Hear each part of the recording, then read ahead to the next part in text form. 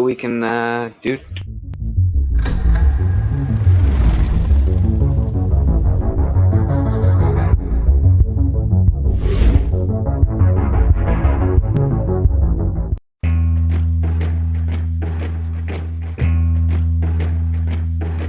It's Sunday. Welcome to Midnight's Edge After Dark.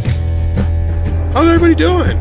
This is day 462 of quarantine. I have some fun panelists with me tonight. As soon as the music's done, of course. With us is Script Doctor, your resident physician. He knows what ails you and he has the cure. And of course, the master of nerds and geeks, the king himself, Mr. Robert Meyer Burnett shows up here. The Viceroy of Verisimilitude. Viceroy of Verisimilitude. That is correct. I just literally jumped off of the Mainframe Comic-Con, the online Comic-Con that's been going on all weekend. I was just talking with the Orville executive producer, David Goodman, who's also president of the Writers Guild of America. Yes. I was just moderating a discussion with him and artist. Oh, sorry, Tallulah. David Cabeza. Okay, we like Tallulah. His artist and the artist who draws the Orville comics that he writes. And they had never met face to face. And the first time they actually even saw each other was on our David Cabeza was coming in from Seville or Sevilla in Spain. And David was here in Los Angeles. So it was pretty cool. Oh, that's amazing.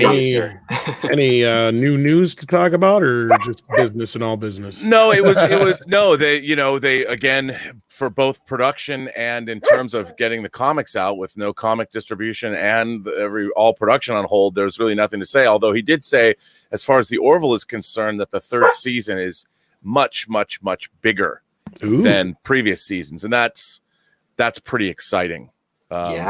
Yeah, I'm pretty excited. I'm a fan of the Orville. I don't love all of it, but I do like it very much. So Tallulah likes it. Yeah, Tallulah. I don't know why she wants cookies. She wants cookies. They don't like the fact that I've been so busy working on all these interviews I did for my 400th show that airs tomorrow, and I've been so busy trying to edit them and get them ready for the show. I'm going to be up all night long. Oh yeah, you were telling me about some of them. That's pretty cool what you got lined up. Yeah, it's pretty. You dropped neat. the trailer like yesterday, didn't you, or was it earlier? Yeah, I just made a little promo. It's so weird, doing a promo for I can't.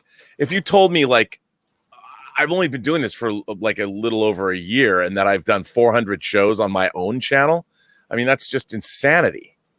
But I mean, you guys are used to that kind of. I'm just like, how did that happen?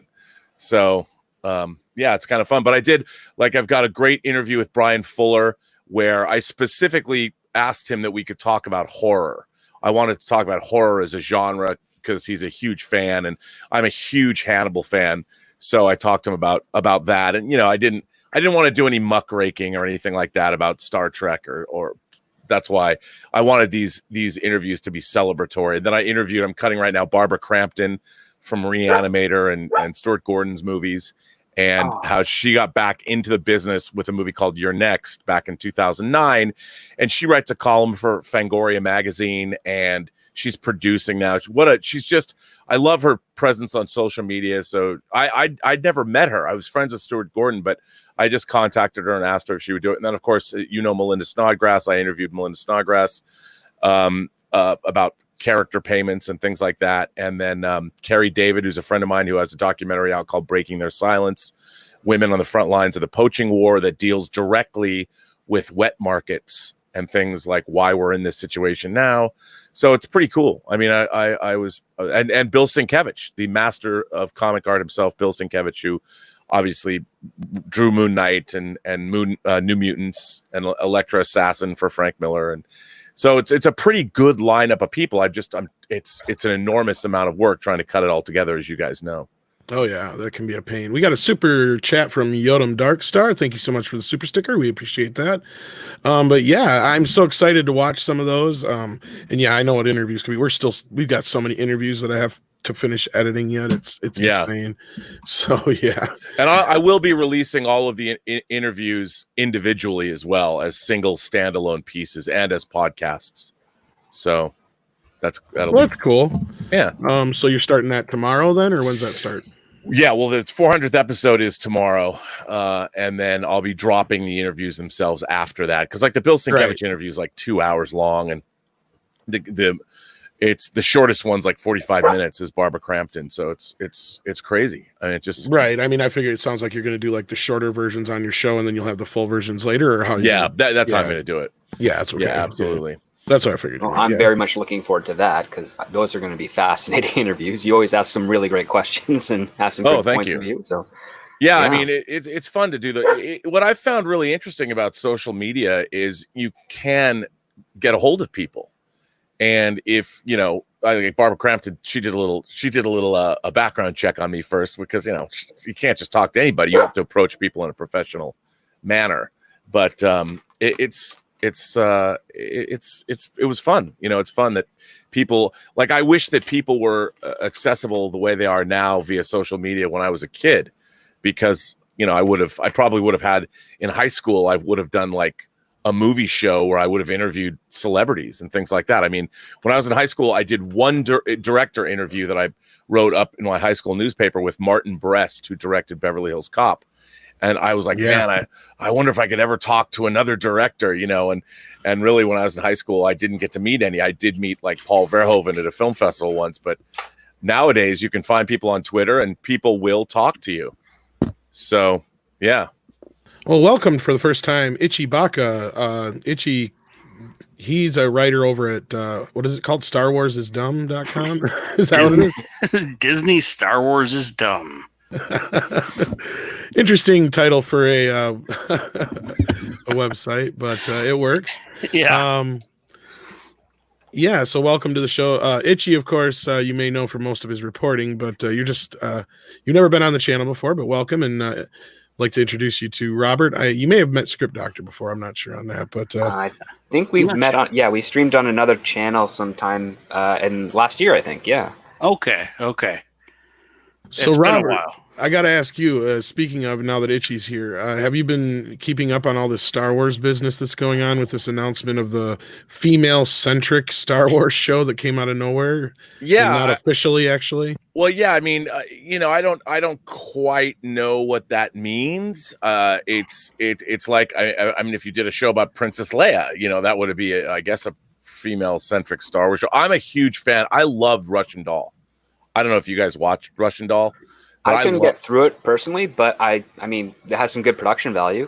Oh, I really did like it. I mean, I'm a Natasha Lyonne fan, and I enjoyed it. So I'm curious to see, like, I didn't understand it's an alt universe Star Wars show. I think that was something that Deadline screwed up when they reported it, because the original time period, but not time period, not timeline. Yeah, I think they misinterpreted, because the original Variety report said it was just in a different time than the other parts of the universe. But it hasn't been officially announced yet. No, it's not anything official, but we're hearing a lot of scrambling going. In fact, perusing a lot of the Lucasfilm representatives throughout Twitter, they're curiously silent about it, and they usually aren't with these kinds of announcements. They'll promote it in the way that they do, but they're mostly silent across the board. Yeah, I mean, it could have been the thing I think that people don't understand about the entertainment business is that these things are like an ongoing process, and if they're going to announce a show like that, it's going to be pretty far down the line. Contracts will have been signed, creators will have been tapped, and I think that it sounds to me like it's in if anything, at the very early stages at best. So yeah, I concur. I think that this is something that was being shopped around at Disney like before the Rise of Skywalker released. Like, I don't even think there's a staff selected. I think it's just this writer's like idea that was put on like in a pool of ideas for potential new subjects for the following year. But given the circumstances of this current year, I don't think it's going to be going anywhere anytime soon. Yeah, that all sounds about right. But the news was out everywhere, and usually these Lucasfilm folks, they'll post a link to the news article. They'll say yay. They'll do all that kind of stuff. They're just silent. And welcome, Scott, from Sparking Nude Hail, Podcast. Scott. You need to start another channel. Take off my clothes. All right. I don't know if you've ever met Scott either, Robert, but Scott is a goofy guy, so watch out for him. And a big Game of Thrones book series fan. Yeah. Well, I went into the Game of Thrones because all of this is driving me crazy. The whole Star Wars, everything going downhill. I said, you know what? When's the winter time? I'm going for it. So it's been a breath of fresh air trying to figure that out. But Robert, nice to meet you. Itchy, Nice good to to meet you. see you. Good to see you too. My brother, Script, and Tom, how are you guys doing? We're doing just great. But yeah, so Robert, I mean, this is just odd how this all came out. And then now the video we dropped yesterday and today, we're hearing rumors and rumblings that neither Bob knew about this. And it almost seems like some dirty politics almost in a way. I don't know if you get what I'm saying there. Like, Yeah. So I don't know what your take is on that. If you want to comment on Well, it. to me, it's so strange because really the film business is pretty shut down, across the board. I mean, there's not a lot. There's still things happening. Like I'm still working on a particular show that I'm working on that hasn't been announced. It hasn't even been announced yet, and they've basically finished the first season of it. But it's been weird, and an announcement like that would be a pretty big announcement. And I think it's sort of, that's why it's, Variety and the Hollywood Reporter are looking for things to report on because there's just not a lot going on. So I think maybe somebody heard whisperings or somebody heard something about something and it gets reported on prematurely. But, I don't know. I mean, we know that the second season of The Mandalorian has wrapped shooting. So it's in post, and we know that the making of show drop yet of The Mandalorian, the documentary series? Not that I've started yet, but yeah, a friend of mine worked on that. So a friend of mine who I used to work with, on the Lord of the Rings special features back when we were doing the extended editions of Lord of the Rings. He's one of the guys that he moved over to places like New Wave, and he's very talented, and I'm sure it's going to be pretty epic. I mean, as far as behind the scenes go, because I'm sure it's incredibly well documented. So I'm excited to see. I really am excited to see a more looking at their stagecraft technology, how they made that show, and I'm very interested to see the behind the scenes of how they made that work. So yeah, same here.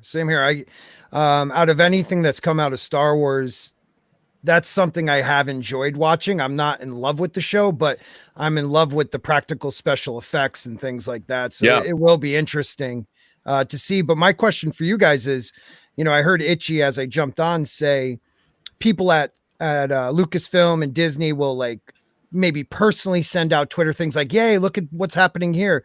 But wouldn't Disney already officially back this if this came out saying like, all right, so maybe it came out a little earlier than they thought. Wouldn't they at least say, let's hurry up and make this official? But no one said word. There is no peep of anything official or not official. So this has to be, in my view, like a ditch effort of, Kathleen Kennedy to try to get something, either a pet project or something through while there's some chaos at Disney. Well, do you guys watch Clownfish TV at all? Yeah. Yes. It's run by two former Disney PR folks. He had mentioned that he felt that it felt like somebody had gone rogue here. Right. For whatever reason. Well, that sometimes happens in the industry. Sometimes a writer or a producer or what have you is working on a project and they think that it might eventually get canned, so they'll have a friend who's in the trades, do an article about it, hopefully generate some press to see if maybe there's some legs to it to keep it going to completion. But this one is just kind of weird, and I don't think anyone at Disney is going to back or make any comment about it because of the fact that the idea itself might not even be complete. They might not know what they're backing yet, so they're probably just going to keep it at arm's length. I mean, that's what I would do if I were in their position. I'd be like, well, what's the story first before I give it a thumbs up or down or any comment? And the fact being is that all we know is female centric, which even as a writer, I'm like, that's not even like in the top 10 of things I would ever present when I'm making a pitch for a show, because it's so inconsequential to a point. Well, yeah, I agree with you. I mean, that's just saying that there's lots of TV. I'm going to make a TV show about a female lawyer. You know, there's been lots of shows with female lawyers in them, and it's what is that, like The Good Fight on CBS All Access or something? Saying it's female centric, that's not even a premise. That's just Exactly. that's right. It's not even like, what does that even mean? Like, you're gonna have, and I think about, you know, are you gonna make a Padme Amidala show? I mean, what does that mean? Female centric. It's such a strange thing, because in the Star Wars universe, the first thing you would do is identify the character. No, you wouldn't say it's female centric. That doesn't make any sense. Exactly. That's the biggest thing. And I mean, I hate to say it happened on the John Campea show because you're a frequent guest on there. Yeah. But I'm sure you've seen the whole thing with Aaron. I don't remember if you were on that day or not, because No, I just I saw wasn't, that clip. but yeah, I didn't think you were, but I think she kind of laid it out there pretty much the same way we've been saying it for the last few years over here at Midnight's Edge and in the Phantom Menace altogether. Is, you know, it's not about who, you know, if it's female centric or male centric. It's about if it's a good story or not, and they're not giving us any story whatsoever here at all. Right, and it wasn't officially announced. Exactly. So yeah. It's the kind of thing that I don't, you know, if I had a nickel for every project that I'd heard about or that the trades talks about that never happened, I'd be a rich man. So, you can actually start your own studio. I know I could. Yeah. And like Mark C brought up here with a $5 super chat, thank you very much. Lucasfilm doesn't officially announce anything. We never get an official press release for announcing Rosario Dawson. Yeah, we didn't for that, but that's not true. They tend to, if they want to boast something, if they mean to get something out there, it happens. But I don't know what you think about this, Robert, but like Andre's theory, and I believe probably what Clownfish TV's theory is in the end, is that basically it was leaked from somebody within KK's camp or possibly Leslie's camp to kind of, because either, you know, well, there could be reasons for this, but I don't know what you think about that possibility and why the reason could be. Well, I mean, look, I'll give you an example. I mean, I was involved in a TV show, and it was an active development at a huge production company that you all know about, but it's not Lucasfilm. And it was a property that I was involved with, and it was being developed for a year, to the point where the pilot script was written, it had notes on it, and it was moving forward to a green light, but it was never announced. You know, we worked on it for a year, and it was moving forward to the green light stage. And it would never be something that we would have discussed, because you just don't. I mean, there's so many projects that go into active development that actually never see the light of day. So the idea that that's why I read this and I'm like, maybe somebody in a room was throwing around like, oh, this person has an idea for a show. Well, that doesn't mean anything.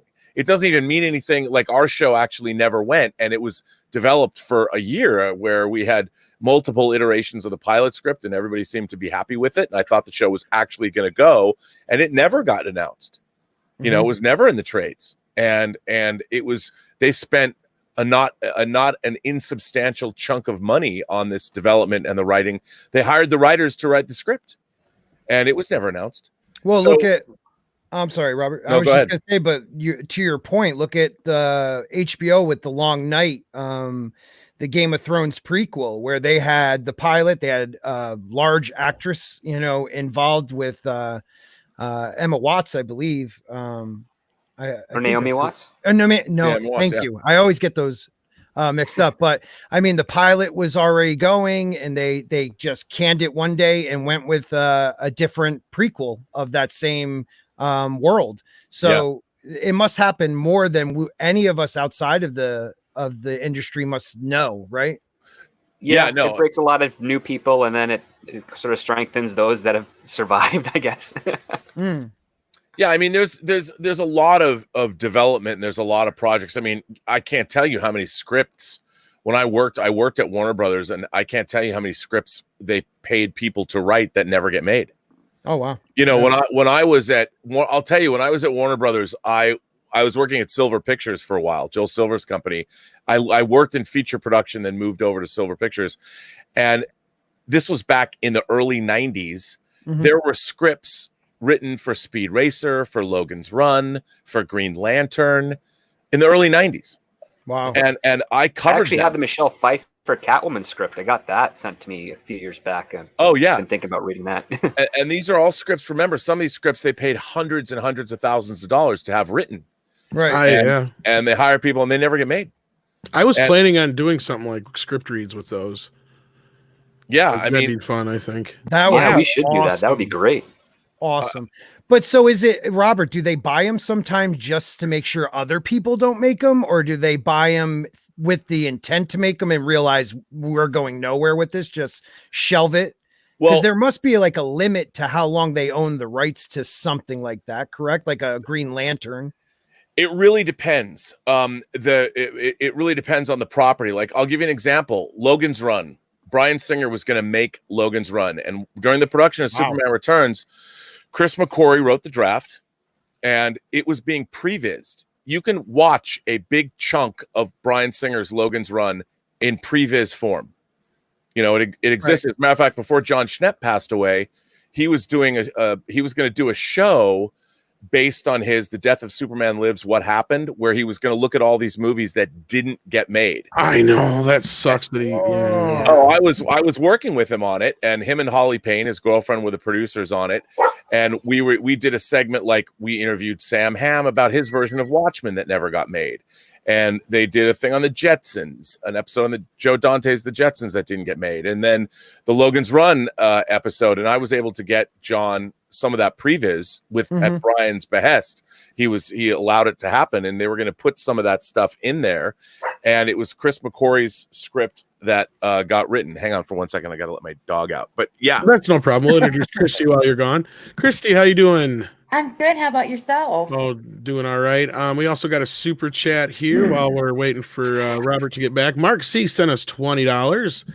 Rumor is, being an agenda-driven show with Disney's financial woes, it was going to get the axe. And since he's coming back, I'll start this super chat over since you just got back. Oh. A rumor is, being an agenda-driven show that with Disney's financial woes, it was going to get the axe. The announcement was leaked in an attempt to force to greenlight. This would explain why the Bobs are furious. I can't read tonight, but no, that kind of goes with something that Andre was saying. Right. And Script Doctor, one of the things that you had told us really led us down this path to begin with, and that was that memo or whatever. I don't know if you want to explain that one to Robert. Yeah, so Robert knows there's a whole bunch of screenwriting meetup groups and communities and whatnot, and there's some that are directly connected with a whole lot of the studios. And just before this whole lockdown thing started, or actually just in the first week of it, I got an email with a whole list of what studios are taking pictures and what type of what their plans are doing for the year. And of that entire list, Disney Plus was the only one that said that they're not taking anything for 2020, and that there's prioritizing what's currently in development and playing the salvage game. And they use the word salvage, meaning that, to me, when you use the word salvage as your company, it means that something's screwed up and you got to try and save what you can. And I thought that was kind of really weird. And I was talking to Andre and Tom about that, and they heard the same thing. So I guess it kind of been one of the extra confirmations to that.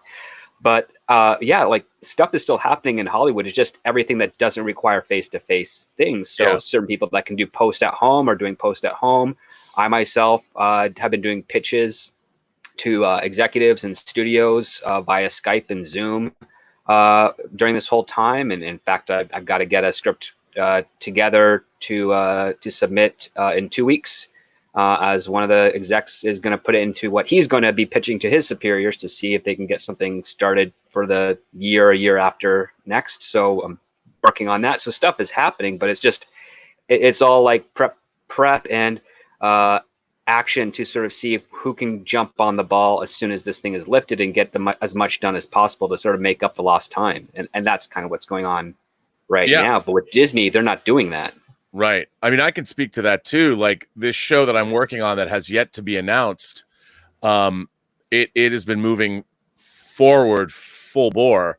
Because the production, most of the production is being done overseas, but it is able to be done remotely. So I do a very small bit of work on it, but it'll debut in fourth quarter of 2020 this year.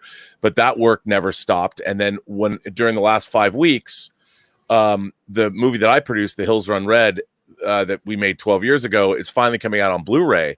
So during this quarantine time, Scream Factory is putting out the Blu-ray. So the director and I, because we also produced special features as well, we did 390 minutes of special features for our movie, because it was just, I shot the footage 12 years ago and no one had ever done anything with it. And then Dave had created new interviews and new footage before the lockdown. So we just spent the last 5 weeks in post, and I edited stuff and he edited stuff, and we delivered it all to Scream Factory last week.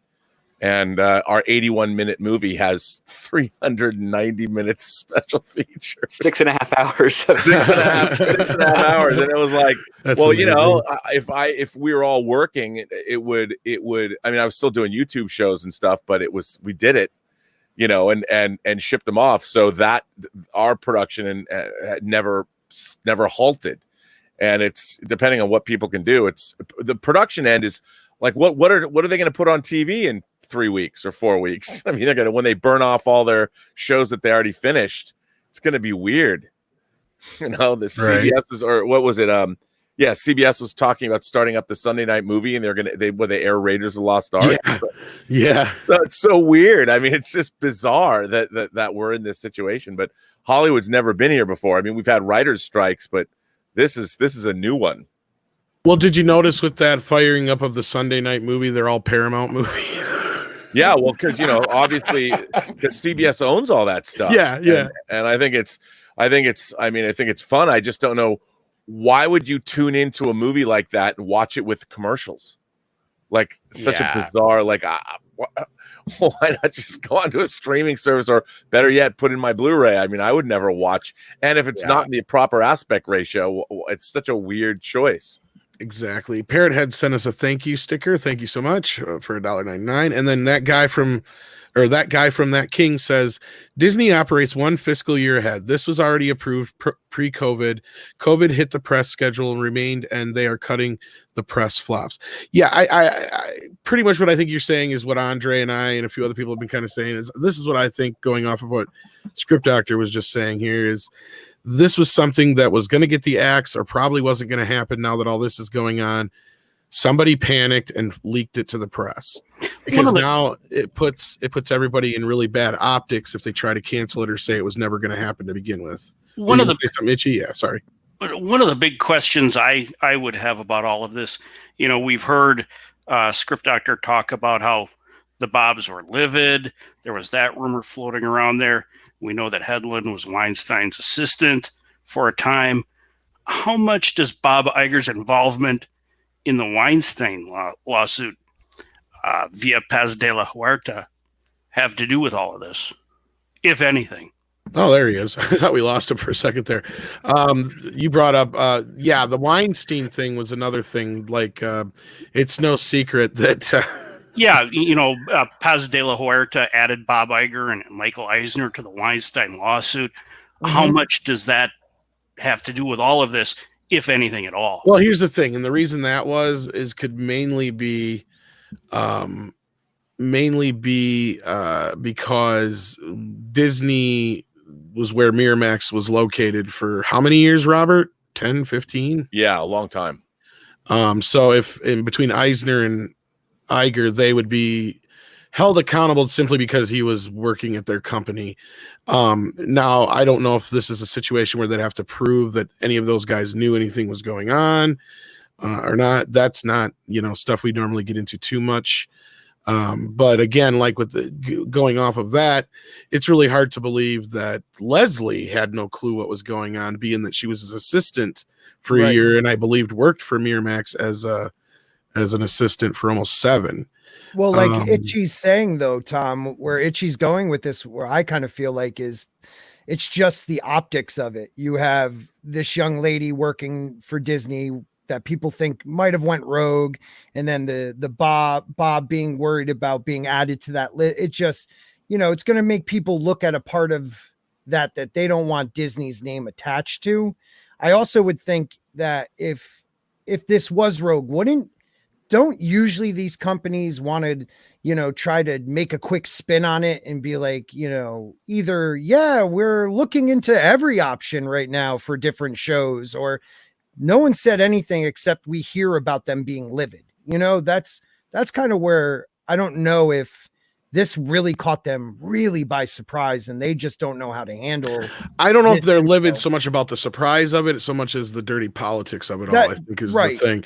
And I don't know, like maybe Robert or Script Doctor could speak more to this part of it, but like as far as like an announcement or anything like that, they will either not say anything at all, I think, or that's what they're doing with this scrambling of the meetings, is trying to get to something together to address it. And I think you're onto something there, Scott, with the whole, Bob will probably play it off as, oh, this was just one of the many things that's into the pipeline, and you don't know, what could happen down the road kind of thing. And yeah, I think we'll hear, if we hear anything, it'll be like Monday, Tuesday, and it'll just be kind of a vague announcement of some type. What do you think, Robert? Yeah, I mean, I really don't know, because it was sort of just it was such a vague thing. I mean, it to me it was like non-news. There was the fact that I mean, they did specifically name somebody, and I guess that person would have a publicist or somebody would want to say something. But no, she hasn't made a public statement, has she? Nobody has. This is just an exclusive to Variety. They didn't obviously name their source, I don't think. But there was a recent video, I believe, with Variety talking to Leslie, and that's out there. And I don't know if you've seen this video, but it clearly lays out that there's an agenda in Hollywood, or at least on the part of some at least people within her circle. Yeah. Yeah. Mark C sends a $10 super chat. I can't believe even Hollywood is giving Hedlund a pass. For an activist and feminist, she could have got Weinstein 5 years earlier. How many women had to deal with this monster before she didn't rat? Well, first of all, Hedlund was put on Weinstein's red flag list, which was a list that Weinstein came up with that he gave to his private investigator of people that he thought were talking to the media about his sexual misconduct, meaning that he thought Hedlund was talking to the media about his sexual misconduct. So there's a chance that she could be viewed as a hero in that regard if she was, leaking information that way.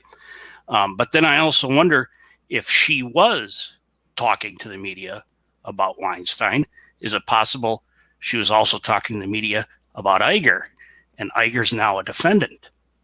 Well, again, and that's speculation, and that was what I was going to say before, is we can only speculate if she actually knew anything or not. Yeah. Again, that's just all it is speculation on that part. It is. In interviews, when she has been asked to address it, she hides behind NDAs. Mm-hmm.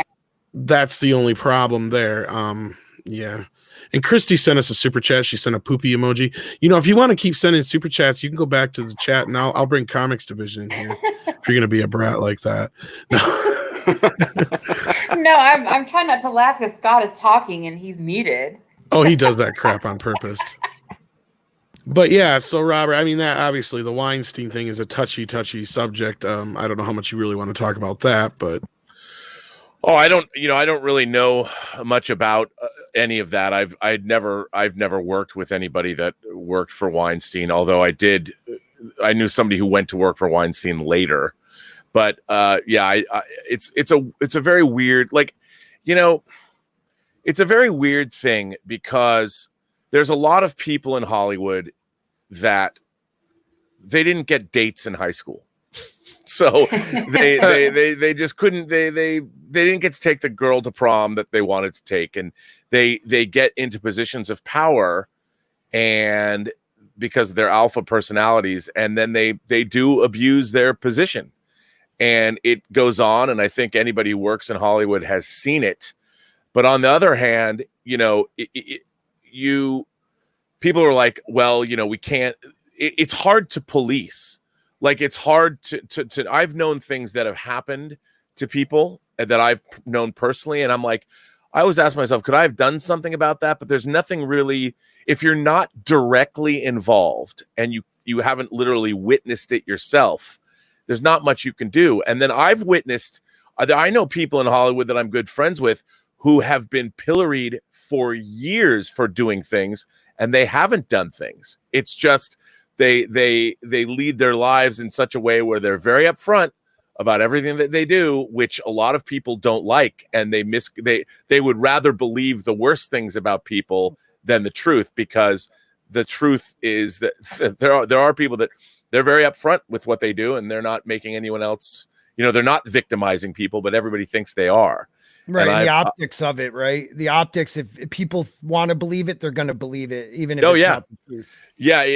And it's in my own professional life, it's and people I've dealt with that I like very much, who've fallen on the other side of this, but they haven't done themselves any favors by the way they lead their life. So people just believe the worst of them, and when it comes to certain things, but it is a gross part of the business, but it's a part of every business. Hollywood's just one of the most visible businesses, because I'm sure it happens everywhere, anywhere that there's an imbalance of power between people, and it just, people are victimized in different ways. But for the most part, I mean, I've worked mostly in production. I haven't worked while I produce things. I've always been a nose to the grindstone kind of person.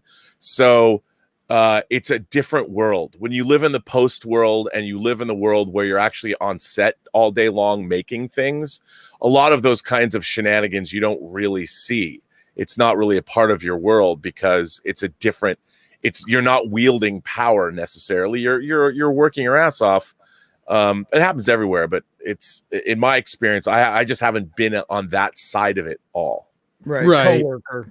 And I brought this up a lot of times. It's like a lot of this virtue signaling and this new politically correct movement, or whatever you want to call it, really stems from, it's still prevalent in Hollywood, in corporate America, in Washington. But as far as, the rest of the normal world, we've kind of moved on from all that, it seems like. And, granted, it once in a great while, you'll have it here and there. But, I've pointed out, I've worked a lot of Joe jobs in, normal everyday blue collar and fast food restaurant work. I've worked alongside people that weren't white. I've had bosses that were women or weren't white. So this is not anything new.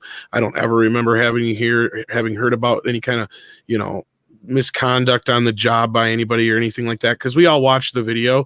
We knew we weren't supposed to do that kind of stuff. I mean, that was the thing. It's like, it seems like, but these other places where people are kind of like in this bubble of this world of power, like you were saying, Robert, things are a little bit different. And we're going to get past this, because there's some other stuff we can talk about anyway. It's strange to me, because when I worked at Warner Brothers, and we're going back 30 years, a lot of the executives that were at Warner Brothers were female executives. They were very powerful people, like Alan Stewart or Lisa Henson or Lucy Fisher, and they've all gone on to be, these are all executives, senior vice presidents at Warner Brothers. And sure, when I was there, Bob Daly and Terry Semmel ran the studio, and then you had people like Mark Canton and stuff were there as well, Bruce Berman.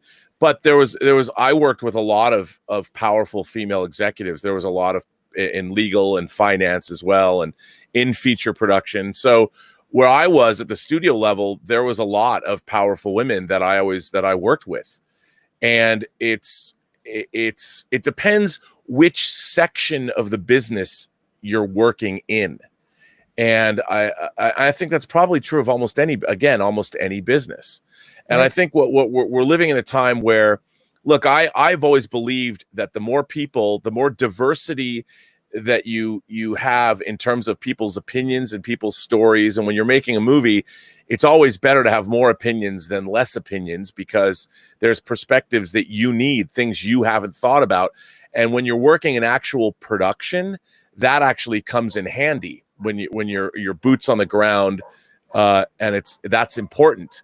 But when you're at the creative areas where you're writing scripts and show running and things like that, that's very different than. It's very different when you're at that level than when you're actually, now we're shooting. And when you actually get on set, it's a whole different vibe. It's a whole different world. Right. And Yeah, the potential of something allows for more room of exploitation than when it's actually being done, right, because you're on a deadline when it needs to be done. But with the potential, it's like you can make promises that you don't necessarily have to keep. And the behavior that we're kind of talking about, I've seen it far more in the independent film circuit, like the people that are just making stuff with by going out and sourcing money from friends and doctors and whatnot and trying to make their own thing for a festival run or trying to make something that they're going to sell to a studio.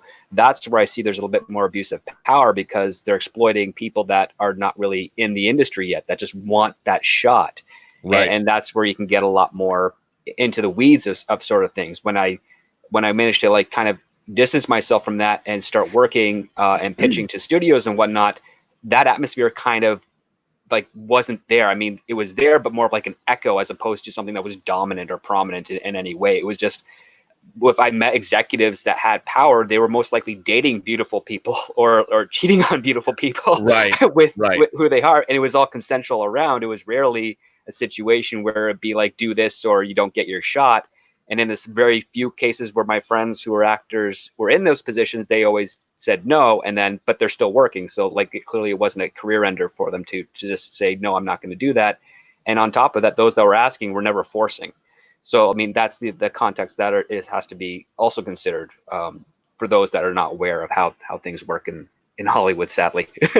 Yeah, and also there's a psychological element too about what kind of a person somebody is and why are they getting into the film business. I mean, if you look at Harvey Weinstein, he was involved with a lot of great movies, but it's not like he was involved every single day on set actually producing movies from a production standpoint. I mean, he did some of that, but again, he was making the deals, he was distributing movies, he was the king.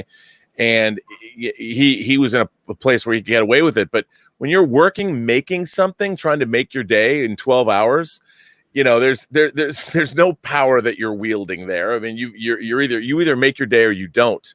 And if you're in production, the people that are actually in production, they're not the kind of people that are going, hey, baby, I'll get you in this if you do this. Right. It's like if you're working on a TV series and you've got to make your days, there's none of that because no one's got time for it. Oh, man. I was hoping like I could get a job at the catering truck and be like, I'll give you an extra donut if you do a little something. Yeah, no. It doesn't happen, I guess. No, but when you can make or break somebody's career, it's more like I can put you in a movie because you're financing them, or it's. But fortunately, I working where I work and the level I'm at, I just don't see much of that kind of stuff because no one has time for it. It's not right. You can't make promises. What am I going to promise? I'll let you come in the edit bay and you can use my editorial software. Come on over here, babe. I mean, I'll make you famous. Yeah, that's. Do you want to watch some Foley? Yeah, I know. I'm gonna be doing a temp sound mix. You want to check it out? You want to? I mean, that's not to say I haven't brought girls to the edit bay in the past, but there you go. They were there. Oh my! It's like, hey, I mean, I think the only time I ever did that was I actually had a copy of X-Men 2 before the movie had come out because we were doing the special features for the DVD, and I had the finished movie, and I'm like, hey, why don't you come to my edit bay and watch X-Men 2? But that would only work with a girl who was like, oh, I love the X-Men. Yeah. Exactly. Come on, that was your Camaro. That was your Camaro, right? It didn't work, by the way. Oh. Chris Pavato sent us a $9.99 super chat. Hail all with significant budget cuts coming. Do you think films and TV that were perceived as woke get the CV-19 axe for more historically proven themed shows? And if what will it be the trade's take on that? I don't know if that'll affect it as so much as the money people. And as far as this whole, going woke, going broke culture goes, the money people are eventually going to see that the movies like Birds of Prey, Terminator Dark Fate, Charlie's Angels, Ghostbusters 2016, and so on, all these movies that have an agenda up front and clearly in their advertising and their marketing, especially and promoting and all that kind of crap. The Men in Black movie from last year that didn't do well. Look at Onward. Poor Onward. It barely had, someone said one thing about it, and that poor movie took a hit. Right. I mean, I'm sorry. I'm a defender of that movie. I loved it. Thank you, Sister Harold, for the $5. But yeah, I've heard good things about it since then. That's the weird thing. But man. yeah, I mean, Sooner I or think later, everyone, well, Tom, everyone's hyper now. Look, we always go, the wave, crashes and the tide rises, and everyone finally hits that high water mark, and we're like, we just had enough of it. And I think they're going to start realizing, even if you bring it up, like look at this woman we're talking about. I mean, if you read her like interviews, I read it and I'm like, she can't be meaning the things she's saying. Maybe she's saying it in a lighthearted. I'm just reading it like a text message. I'm just reading No. what I think I want no, to hear. she's several Then you No. watch it, right? several Then you times watch her have flat video. out said, yeah, no, I don't Get want me to a work black, with white get men. me a right, get me a black writer. Like, who says that? This woman does, but what I'm saying is that you get to a point in any industry where, okay, we've had enough of it. The people will show these people what we believe in. We're showing that with our money, and That's they're going part to of it, finally yeah. realize. But then it will end up going, somewhere again to a different direction. It's just, this is the way it always is. It's ebbing and flowing. It's up and down. And I'm just hoping we've hit that high water mark, because I'm sick and tired of talking about it. I think you're going to have a little trouble there. After working for a while myself, I returned to school to gain my BFA in film production as a much older, experienced, unconventional student. And a lot of this stuff you're seeing these people say, like, grab a black writer, this and that, Yeah. or when they're giving out all this weird hyperbole about white males, they're getting that in school. It's coming directly from the textbooks. Right. Sociology is probably the worst offender. And so, they're really not thinking up this stuff themselves. It's coming from their professors, their teachers. And so, if that continues, so will this. But I also think yeah. people are just now waking up to this. I think we've known this for a while, but I think, mostly with this lockdown, people are forced to see what's going on. More people on YouTube watching videos like this, and they're seeing, wow, like they're waking up to what this, celebrity sitting in their pool, like, oh my God, I can't believe we're all in lockdown. Like, when you have someone, I'm in jail. yeah, I'm in jail. Ellen Yeah, when you got DeGeneres Ellen saying, like, comparing I'm in it to jail prison, yeah. while I'm That's- stuck in a yeah. little hole helping a welder out. I'm having issues with that, people. Yeah, and I don't so- blame you there. But no, and the thing is, and I think Robert will appreciate this. Today is Alien Day, Yep. right? Oh, I posted a few pictures. Yep, and I think Yeah. that the one thing that a lot of people in Hollywood forget is that there's already been plenty of strong women in Hollywood in films, and like Robert brought up earlier, as far as in the upper management, it's an optics thing. They're trying to virtue signal, I think, because think back, look, we were talking earlier about Aliens on an Aliens Watch stream, and we were talking about how Ripley was such a strong female character. You got Sarah Connor from Terminator and Terminator 2 and so on. When you got or even like Kathleen Turner in Romancing the Stone. I mean, they neglect these kind of movies all the time. You look at 9 to 5. There's a female-driven comedy. These are all great films that were Jack Flash. Jumpin' Whoopi Jack. Goldberg. Whoopi Goldberg had a great streak of movies there for a while in the 80s.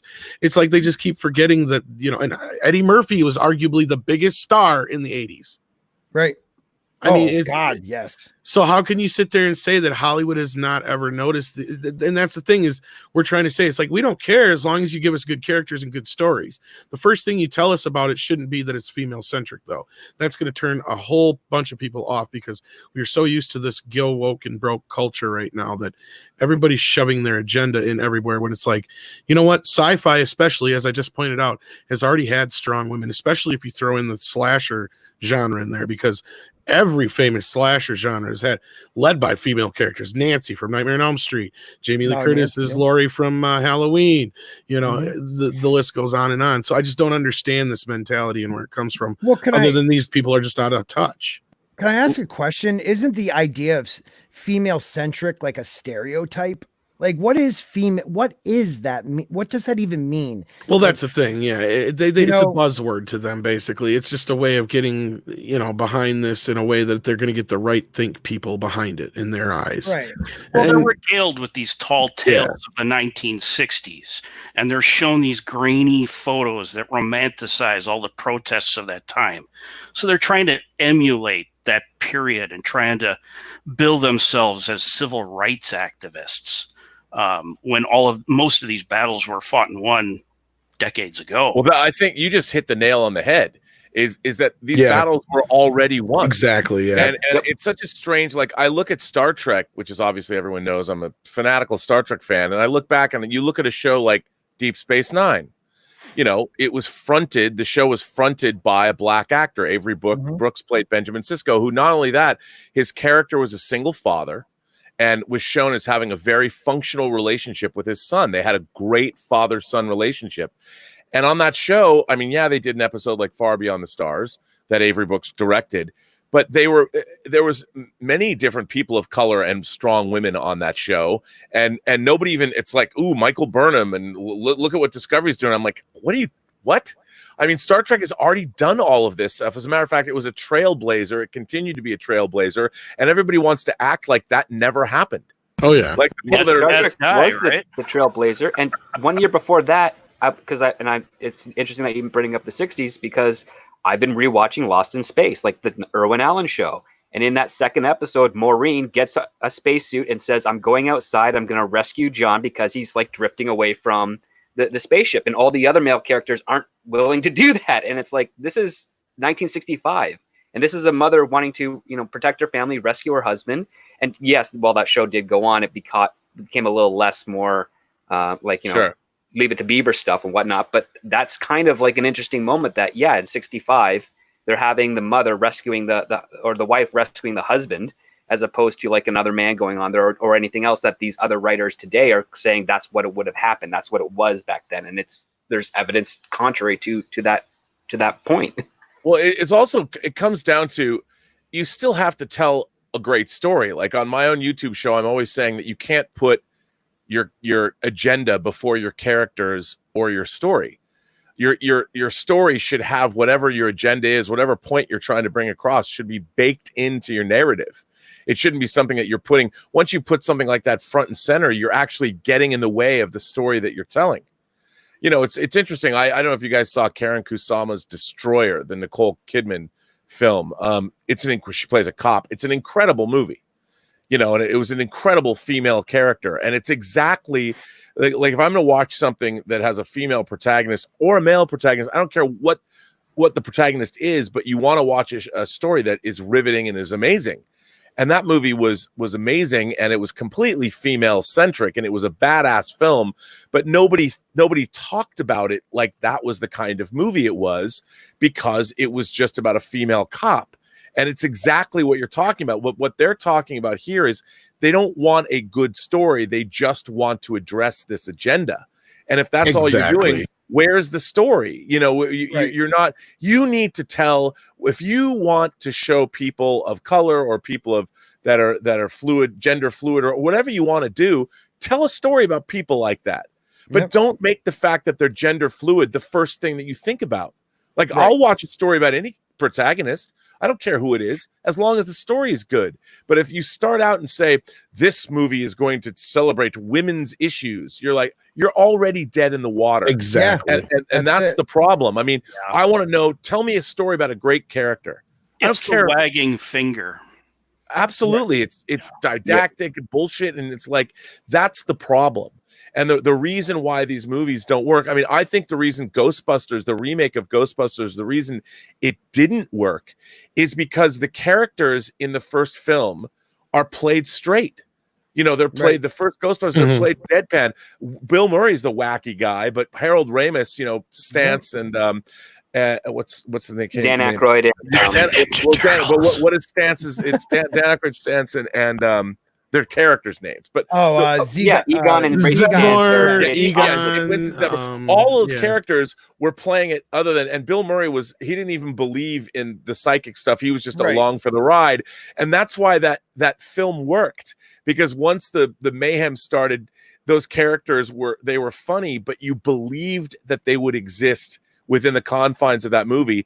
Well, none of it, like Leslie Jones shows up in a movie. I don't care if she's a female. I don't care if she's black, but her character was so over the top. I'm like, I don't believe that character. She was a caricature. She was a caricature, and it didn't work. That's why I thought the whole Ghostbusters, I thought the problem was an issue of tone more than anything else. And it had nothing to do with, I would love to look, I love I loved Bridesmaids. I loved yeah, Trainwreck. funny. I Yeah. love movies with, like you said, 9 to 5. I mean, I loved movies like that because they were Yeah. great movies. I loved Yep. Norma Ray, which is an activist film. I liked Aaron Brockovich. It's not. Show me a great movie with great characters, and I'll watch it. I don't care who stars in it. I don't care what color they are. I don't care what their sexuality is. I just want to see a great movie about great characters that I can believe in that narrative and descend into the world of whatever the TV show and the movie is showing me. But as soon as you put your agenda front and center, you've already lost. And I'm talking about in a storytelling context. Exactly. Because Absolutely. sorry to interrupt, but it actually goes back to something that I learned as a child in the 90s from a show that was showrun by Deborah Joy Levine, and it was called Lois and Clark: The New Adventures of Superman. And Dean Stockwell comes into that show, one episode of that, and he's a Charles Foster Kane thing, and he says this line: "When you control what people read, you control how they think, and that's when you can change the world." And that's like what the supervillain is doing. And what we're seeing in from the writers now and the producers and whatnot that want to push those types of agendas is they're trying to take that tactic and apply it to media to try to change the narrative of the rest of the culture. And the whole essence of that show was the fact that you don't like make up stories to generate money. You just go out there and look for the best stories to report on to get in your revenue. And that's what that episode is about. And that's kind of like the through line that myself as a writer and other writers that I know and directors and executives are all thinking. It's like, we're looking for stories to tell. We're not going to try and make up something that's not real for an agenda purpose and just run it that way, because you're then putting more work into something that you shouldn't otherwise. And on top of that, you then have to research your agenda. And what we've seen in some of these movies is that the agenda they're pushing, they don't even understand properly because they're not able to articulate it correctly. And it's just a talking point. And so you then lose out on all the potential fun and conflict you can have from other perspectives, challenging said agenda to create your drama and to create a great story. But they don't do that. They just pontificate and then let us, try and absorb it or consume it and think that it's going to work. And I don't think it does, in my opinion. And we got a $5 super chat from our good friend Justin Proper. He says, "I love how Robert is willing to have discussion with different groups of people. Seems like a lot of bigger channels won't do that nowadays." Well, a lot of bigger channels sometimes are either an echo chamber, or they don't want to take the chance, or they don't want to get involved in an optics of a situation. Robert has common sense. He knows that not to judge somebody just because of their religious or political beliefs or their sexual beliefs or what have you. There's nothing wrong with that. That's basically what the Fandom Menace prides itself on, is we don't care who you are, where you come from. You're welcome as long as you're not a jerk. That's pretty much it. Well, I mean, I think that just comes out of existing in the real world. Exactly. Yeah, exactly. When I grew up, I grew up in Seattle, but a lot of the people that I hung around with in the Seattle had a small film scene that really revolved around the Seattle International Film Festival. And there was a small community, but it was a very diverse community. Like, I had a lot of gay friends when I was much younger growing up, because I was a young kid, but I was involved in the Seattle film community, and people took me under my wing, and there was all kinds of people there. And the thing was, it's not like people would introduce me or introduce themselves to me and say, I'm gay and I'm Fred. Right. You wouldn't. It was never something. Exactly. It was you met people because you were going to screenings, or you had a full series pass at the film festival, and then people became your friends, and then you're like, hey, we're going to go see this movie on Friday. You want to come with us? Yes, I do. Yep. And you wound up being friends with all different kinds of people. So I learned early on, and also just the way you navigate the world. I've met all kinds of different people, and I think, when you get out into the world and you start traveling and you work, look, movie sets are a great place to meet people from all walks of life, all different kinds of people. You learn very quickly that to judge people based on who they are and what they do, and it's I just think that's the way to be. And I think what's really interesting is the fracturing in fan circles. We all want things to be good. Like, we all want Star Wars to be awesome. And in my mind, the problem with something like Star Wars is, I get hammered when I say this, Star Wars and Empire Strikes Back didn't let anyone down. As soon as Return of the Jedi came out, Return of the Jedi began a long, slow descent of Star Wars letting people down. Mhm. Nobody had people say, "Oh, not everybody loved Empire Strikes Back." Okay, the general public, Star Wars and Empire Strikes Back changed Hollywood forever. And they were amazing feats. I mean, I know because I was there when it happened and I watched it as an avid film goer and all that. They were amazing. And then when I saw Return of the Jedi, I was like, why is this? Why was building a second Death Star a good idea if the first Death Star was destroyed? I mean, there was just things in it that suddenly you're going, I don't know. And why do the Gamorrean guards look like cartoon characters? You know, it was the design and George Lucas, you know, he didn't even know. He didn't think Star Wars would succeed. And Star Wars was a perfect example of the culmination of everybody that participated. Marshall Lucas editing, Gary Kurtz producing. It wasn't like George Lucas was, because he didn't know enough about what was going on to ride roughshod over everything. And that's why Star Wars and Empire, if you read Rinsler's book on the making of Empire Strikes Back, Lucas wasn't even there most of the time when the movie was being shot. Irvin Kershner was, and Lucas was stateside. And so what you ended up doing was you got these two movies that were the great distillation of that idea, because everybody who was working on them brought sort of their A game. And once Lucas exerted more control, things slipped through the cracks because George Lucas was not exactly a people person. You know, and he wasn't some kind of a dynamic individual that could bring. He was a thinker and he was introspective and all that, but he's not a guy that's is the life of the party. And really, when you're making films, you have to have a certain innate sense of who people are, and the best films are usually made by people that have they're keen observers of humanity. And I don't know if George Lucas ever was that. He was a keen observer of his own past. He's been compared to a cold fish many a time. So yeah, I mean, you look back at, I think his movie that I think I like the best. I mean, I love Star Wars, but in terms of what he made is American Graffiti, because it speaks. There's so much truth in that film because it's about his youth. Movie. It's about his youth, and so you feel like what you're watching is so, it's so authentic. Yes. We got a couple super chats. For me, it does seem like the golden age of film is roughly about 75 to 85. Maybe it's because I was alive at the time. I would push it to 95, but you're right. Maybe it's personal, but it does seem like you get into the mid 80s and you start having that sequelitis, and it does start to kind of slowly go downhill from there. To a point. Yeah. But you're exactly right, because remember, if you think about it, the Mavericks that came up after the studio system sort of collapsed in the 60s and began to take over in the late 60s and 70s, and you had the filmmakers like Spielberg and Lucas and Brian De Palma and the Sidney Lumet or Scorsese and all Coppola, all Coppola. They all were singular. They brought a singular vision, and they controlled William Friedkin.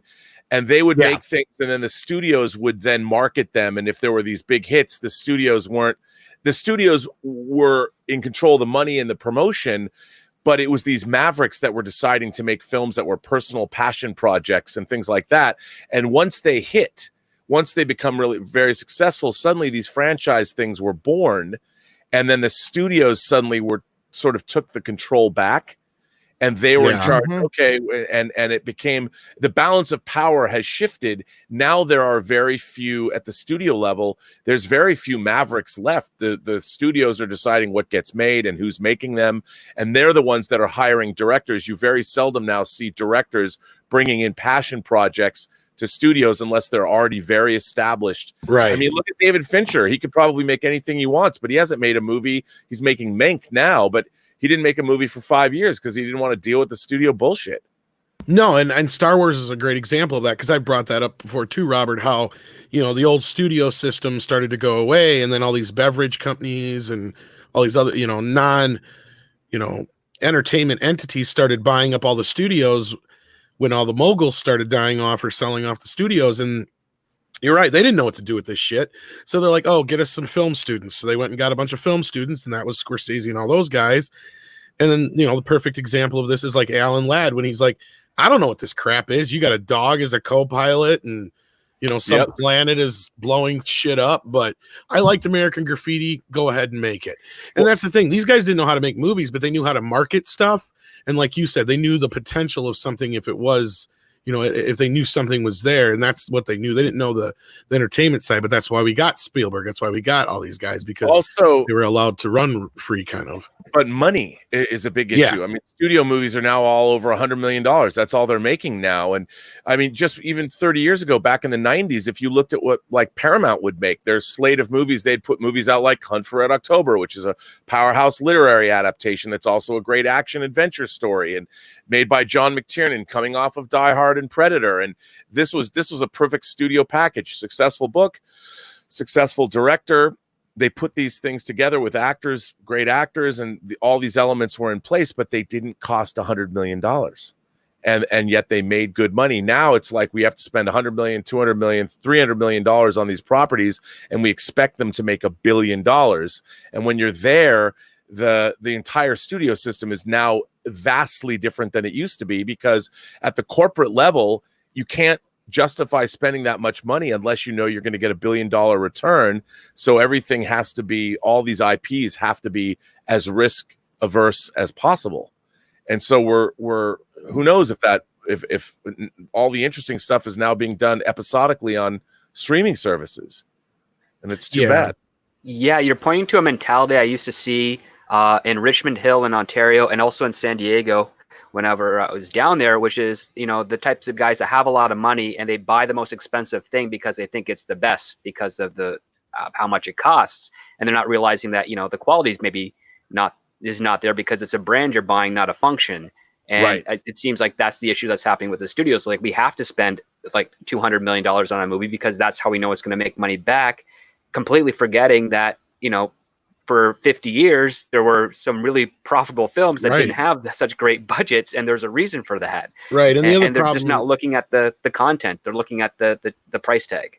and the other problem, which Robert kind of pointed to too, is, we don't have the movie stars anymore. You used to be able to sell an original idea or something that was based on a book or wasn't, a superhero franchise or some kind of franchise, because you had movie stars, and that's kind of died off too.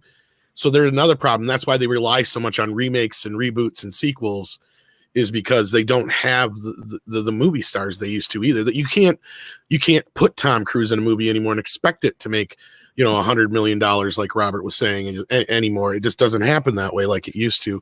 Even guys like, who was it? Louis B. Mayer, you said, script doctor's last thing before he said, or at least last quoted thing before he passed away, was Will Smith. William Goldman. Yeah, was saying like the last. He's like, he has the famous line, "Nobody knows anything."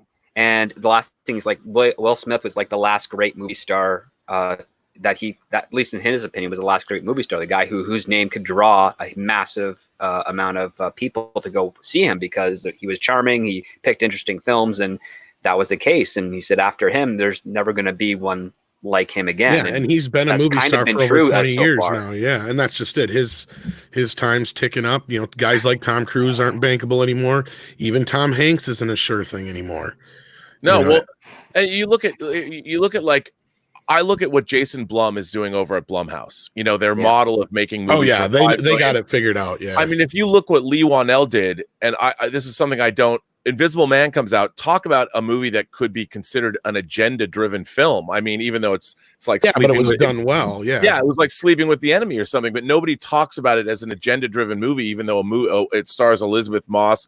It's a woman's issue about an abusive man, an abusive white man. But it wasn't billed like that. It wasn't sold like that. It was Lee Wanell makes a movie for $7 million.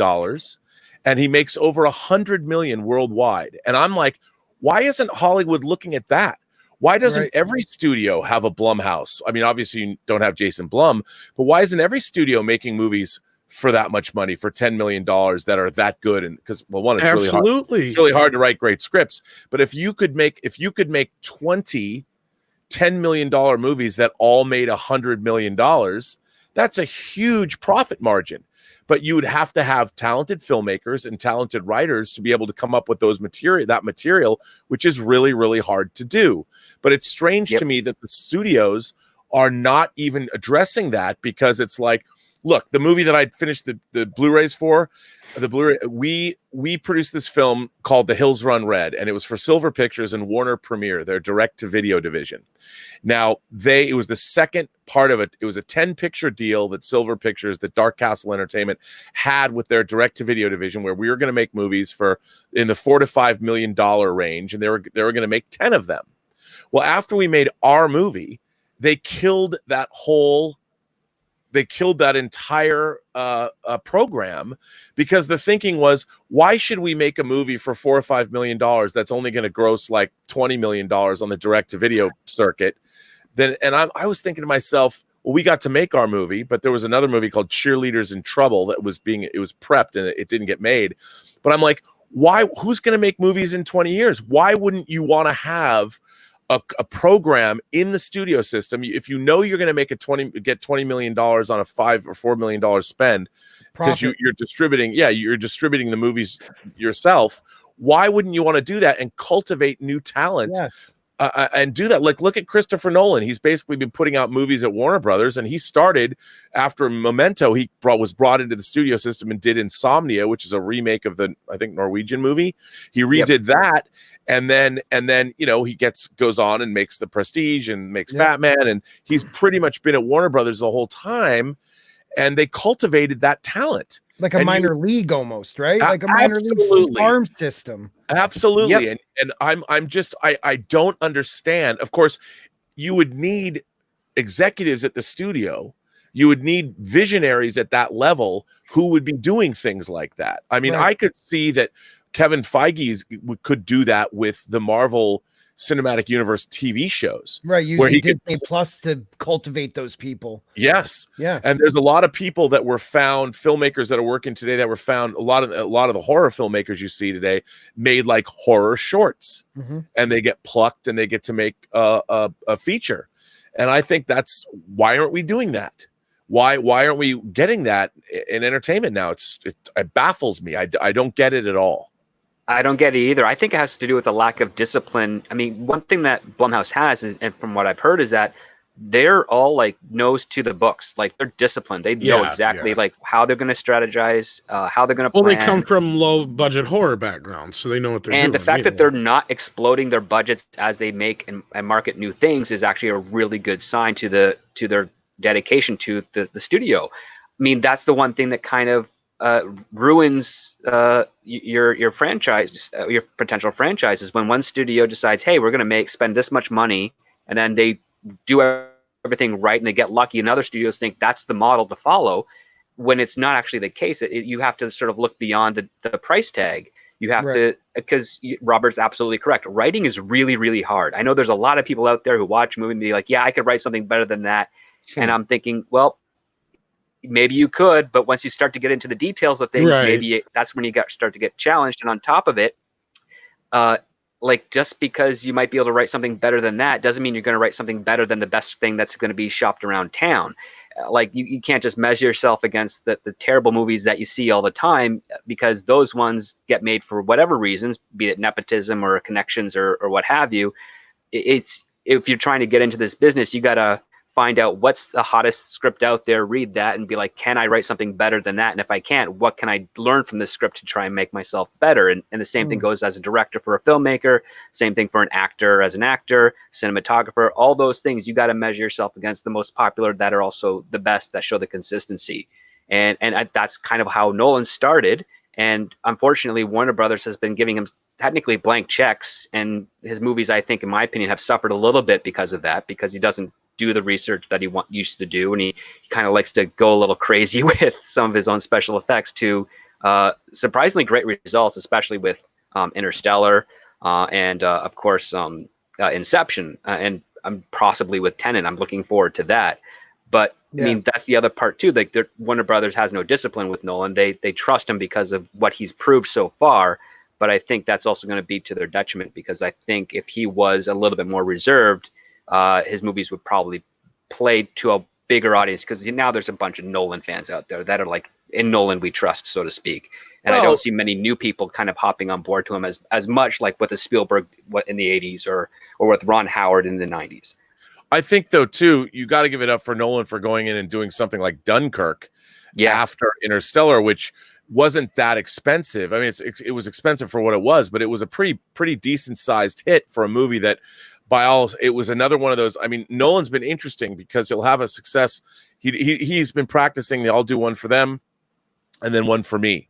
And Dunkirk was his one for me, just like Inception was his one for me, and they both were big for what they were. I mean, the studio, Warner Brothers, thought Inception that nobody would go see it.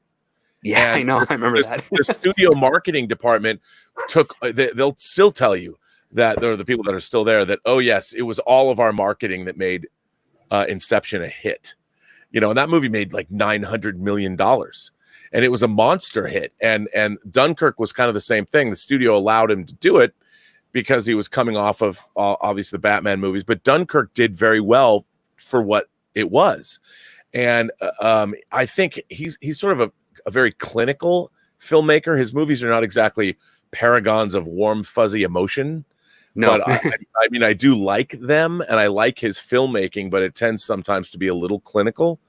But again, he's a perfect example of somebody, though, that has a relationship with a studio, and he goes and makes a movie that he wants to make, and then he comes and makes a movie for the studio. He did that brilliantly with the Batman movies, and he made The Prestige, and he made Inception, and then he was able to leverage, I guess, Dark Knight Rises into Dunkirk.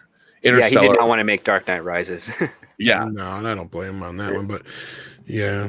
I got to get through these super chats. I really hate to get to the flow here, but some of them are addressed to certain people and certain things, so let's hurry up and try and grab them, and I'm sure Robert doesn't have too much time left. Yeah, I got to jump off because I've got more work to do. Okay, so we'll let me make sure if there's any that are addressed to you before you do run, if that's okay. Yeah.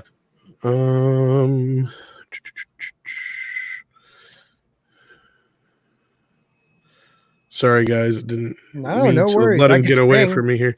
I think we're okay there. But yeah, one thing I wanted to talk to you about was the whole business with Sherry Redstone and getting sued over the merger deal at CBS. But I know you're working hard right now on everything with the with your Blu-ray release and everything like that. So I'm sure you got to get back to that as well. But I always want to thank you for stopping in, of course. And Comics Division said hello as well. But I think we're okay for the most part.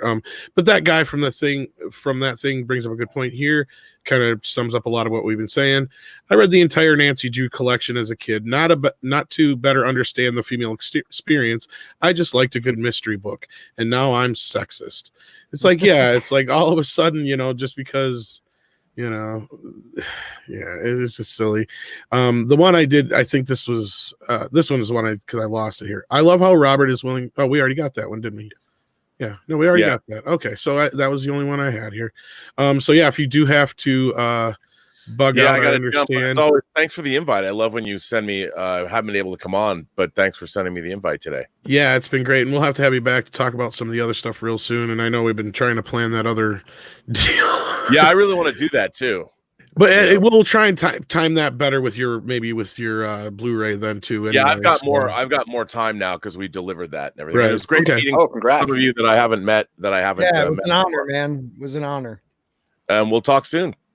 All right. Well, we'll talk to you later then, Robert. I'll talk to you later. We'll get to the rest of these super chats here, guys. Sorry it took so long. I read that we got that one. And what's the next one after that? That was the Justin one. He says, can you introduce me to Fred? I don't know who you meant by introduce you to Fred there, Justin. I'm Jeff. Yeah, that's Jeff.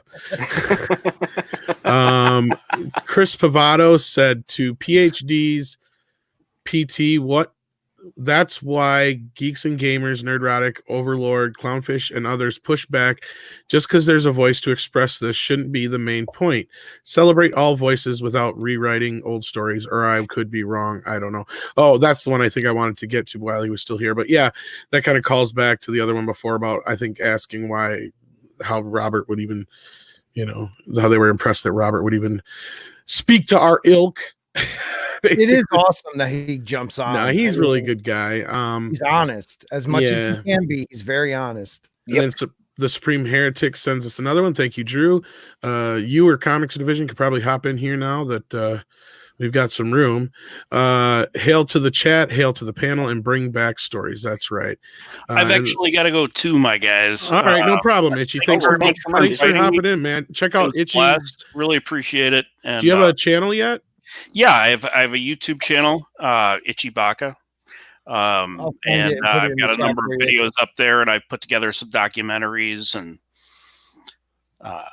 toy reviews and stuff like that. So, oh, that's right. I think I watched one of your documentaries already. So yeah, definitely check out his channel and check out his website. Disney Star Wars is dumb. Is it .com or?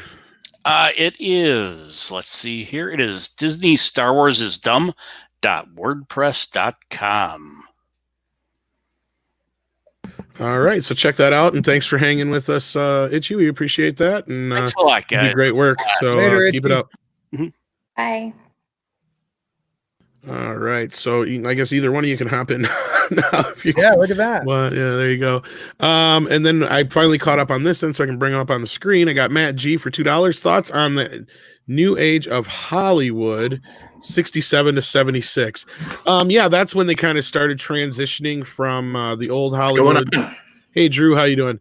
Hi, Drew. That 76 to 67 to 676 was the transition. Yeah. And then Jaws kind of changed everything.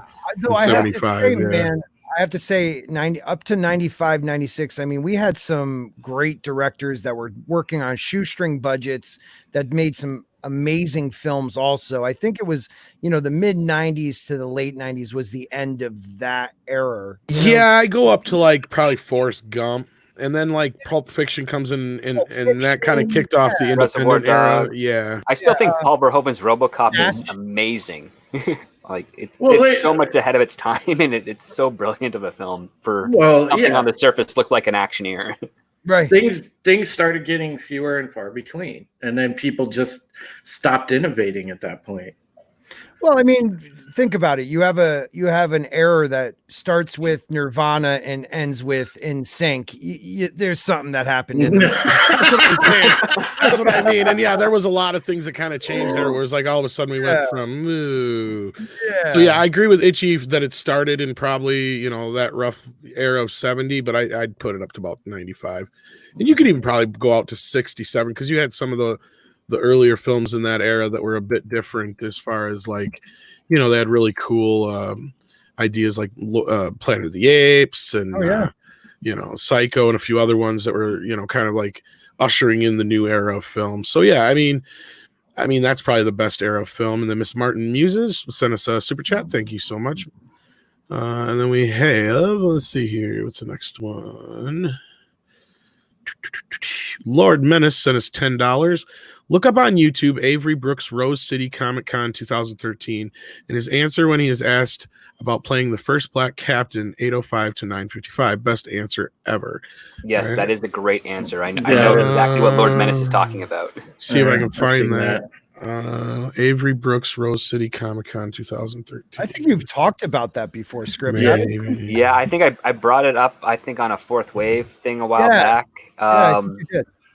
Yeah, I won't spoil it for the audience because I think coming from his mouth is better than how I could do it service. So but he makes a great point, and he makes something that is usually the perspective that a lot of writers have when it comes to coming up with characters that are not within their own direct personal appearance, as it were.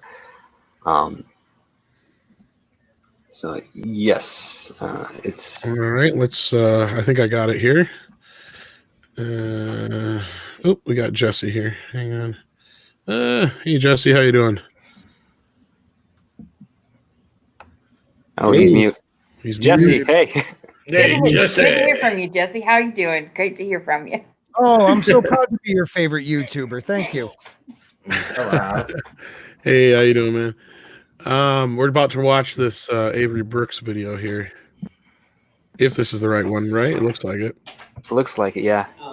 In the original series, there was a scene that called for Kirk to kiss Uhura, and that was a big deal because it was a white man kissing a black woman, and there was controversy around that. It was significant.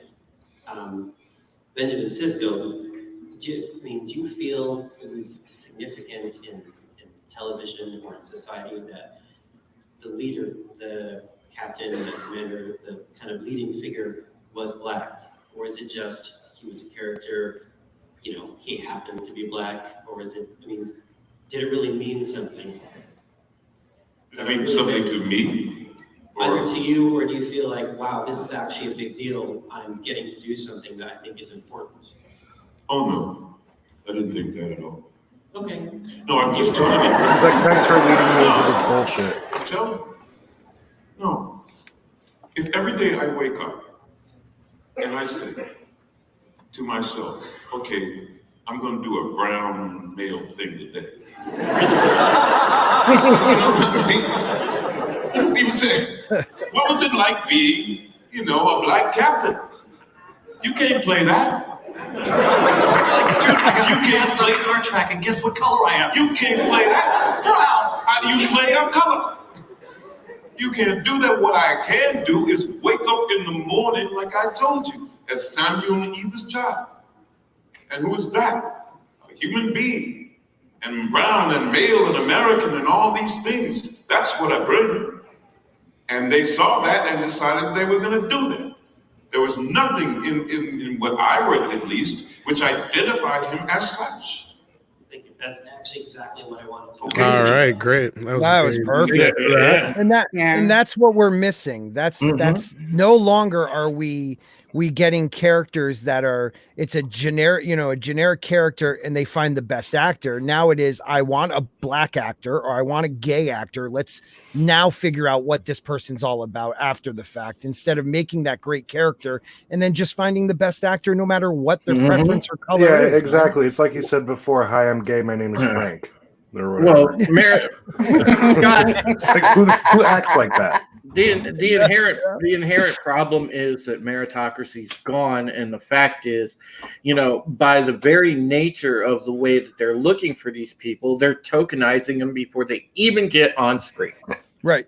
And it's and I find it abhorrent that they do that, because it's just it's absolutely, to me, it's a form of exploitation, but they don't look at it that way. Oh yeah, I fully agree with that, because in order to be obsessed with race, you have to be racist. Yeah, there you go, man. Yeah. Well, this I don't spend my time thinking about that shit. Well, this is coming. Yeah. This is also coming from a corporate side where they say we're going to tick all these diversity boxes so that the Twitter mobs don't come after us. We're going to give the appearance that we appease everyone. I know, but who actually watches a movie or a TV show, and the minute they turn it on, they're like, "Oh, that is a black commander or captain." Yeah, I'm not watching. I know, right? Like, how many? You have to be real racist to do that. Oh yeah, you absolutely have to. But then we're getting into a bigger discussion though, Scott, because then you could get into the whole discussion of, when did it start that this whole manufactured racism boogeyman that they base all their arguments on came out. We could go back and debate that. Yeah. Because it's most it probably started when students realized they had nothing to fight for like their parents did. Right. Yeah, exactly. This is just the media branch of everything, and behold a pale horse, because it's just another branch of Mockingbird. Mm-hmm. Yeah, I mean, to the point, even now today, like what I find fascinating when we talk about how some people are putting like the race and color first, even when I read scripts, it's still character name first, age, gender, just because maybe it's a male or female character for whatever reason, but rarely do you actually see an ethnicity afterwards. It's only with some of these younger writers that are really desperate where they start putting in. I think I read one script where there was a gender neutral character, and it was actually really kind of grammatically weird to read because there's always theys and thems. And the other part too is that it was never brought up in dialogue that this character was gender neutral. So it's fucking pointless. Exactly. Right. I found it. I mean, that was my note. No, it was like it was just distracting. If you're gonna make this character gender neutral, can you at least tell us through the dialogue that this character is gender neutral because it doesn't even occur. So like, what's See, the point? when I of me hear reading gender this? neutral, I think of Sheldon from Big Bang Theory. There you go. He even got Yeah, married. exactly, yeah. Hey, he even got married. So Yeah, you got Yeah, laid. exactly. He even got laid. I got to get through the rest of these super chats, guys. Sorry about that. Mark C No worries. sent me $5. I've said this before. It's interesting how a star's ability to sell a film seemed to disappear with the rise of social media. I don't know if that's interesting so much as I think Whoa. it's I think just it started to disappear before the rise of social media. Yeah, me a little bit before. Because that's kind of when the superhero movies and the reboot and the sequelitis really kind of took over big time. Right. It was more an ensemble cast yeah. too, and things like that. Yeah. Mech 1164 says $5. Thank you so much. Back in the 80s, ABC did just that. Tom Hanks in Bosom Buddies was one of them. I loved that show. Oh, it was one of the best. Still watched it. When he's doing the exercise and the towel and the wig and shit. That was one of the best. And no one cared. Like, granted, they had a lot of jokes in it. We were talking about this the other night. Bosom Buddies, All in the Family, Jeffersons.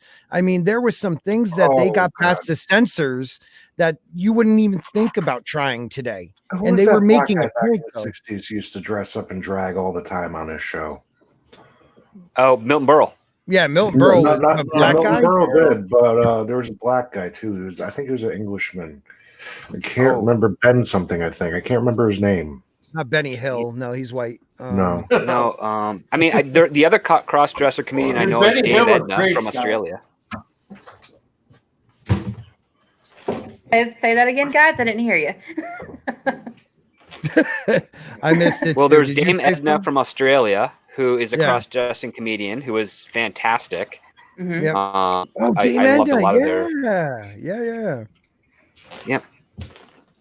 I don't know. All I'm saying is this: is that we have gotten into a world where, we forgot. These kids don't realize their own history, so that they're creating these battles that we were talking about before that were already fought, like Script Doctor said, and already won. You know, like, and they're restarting these wars up for no reason other than saying that they hold that card.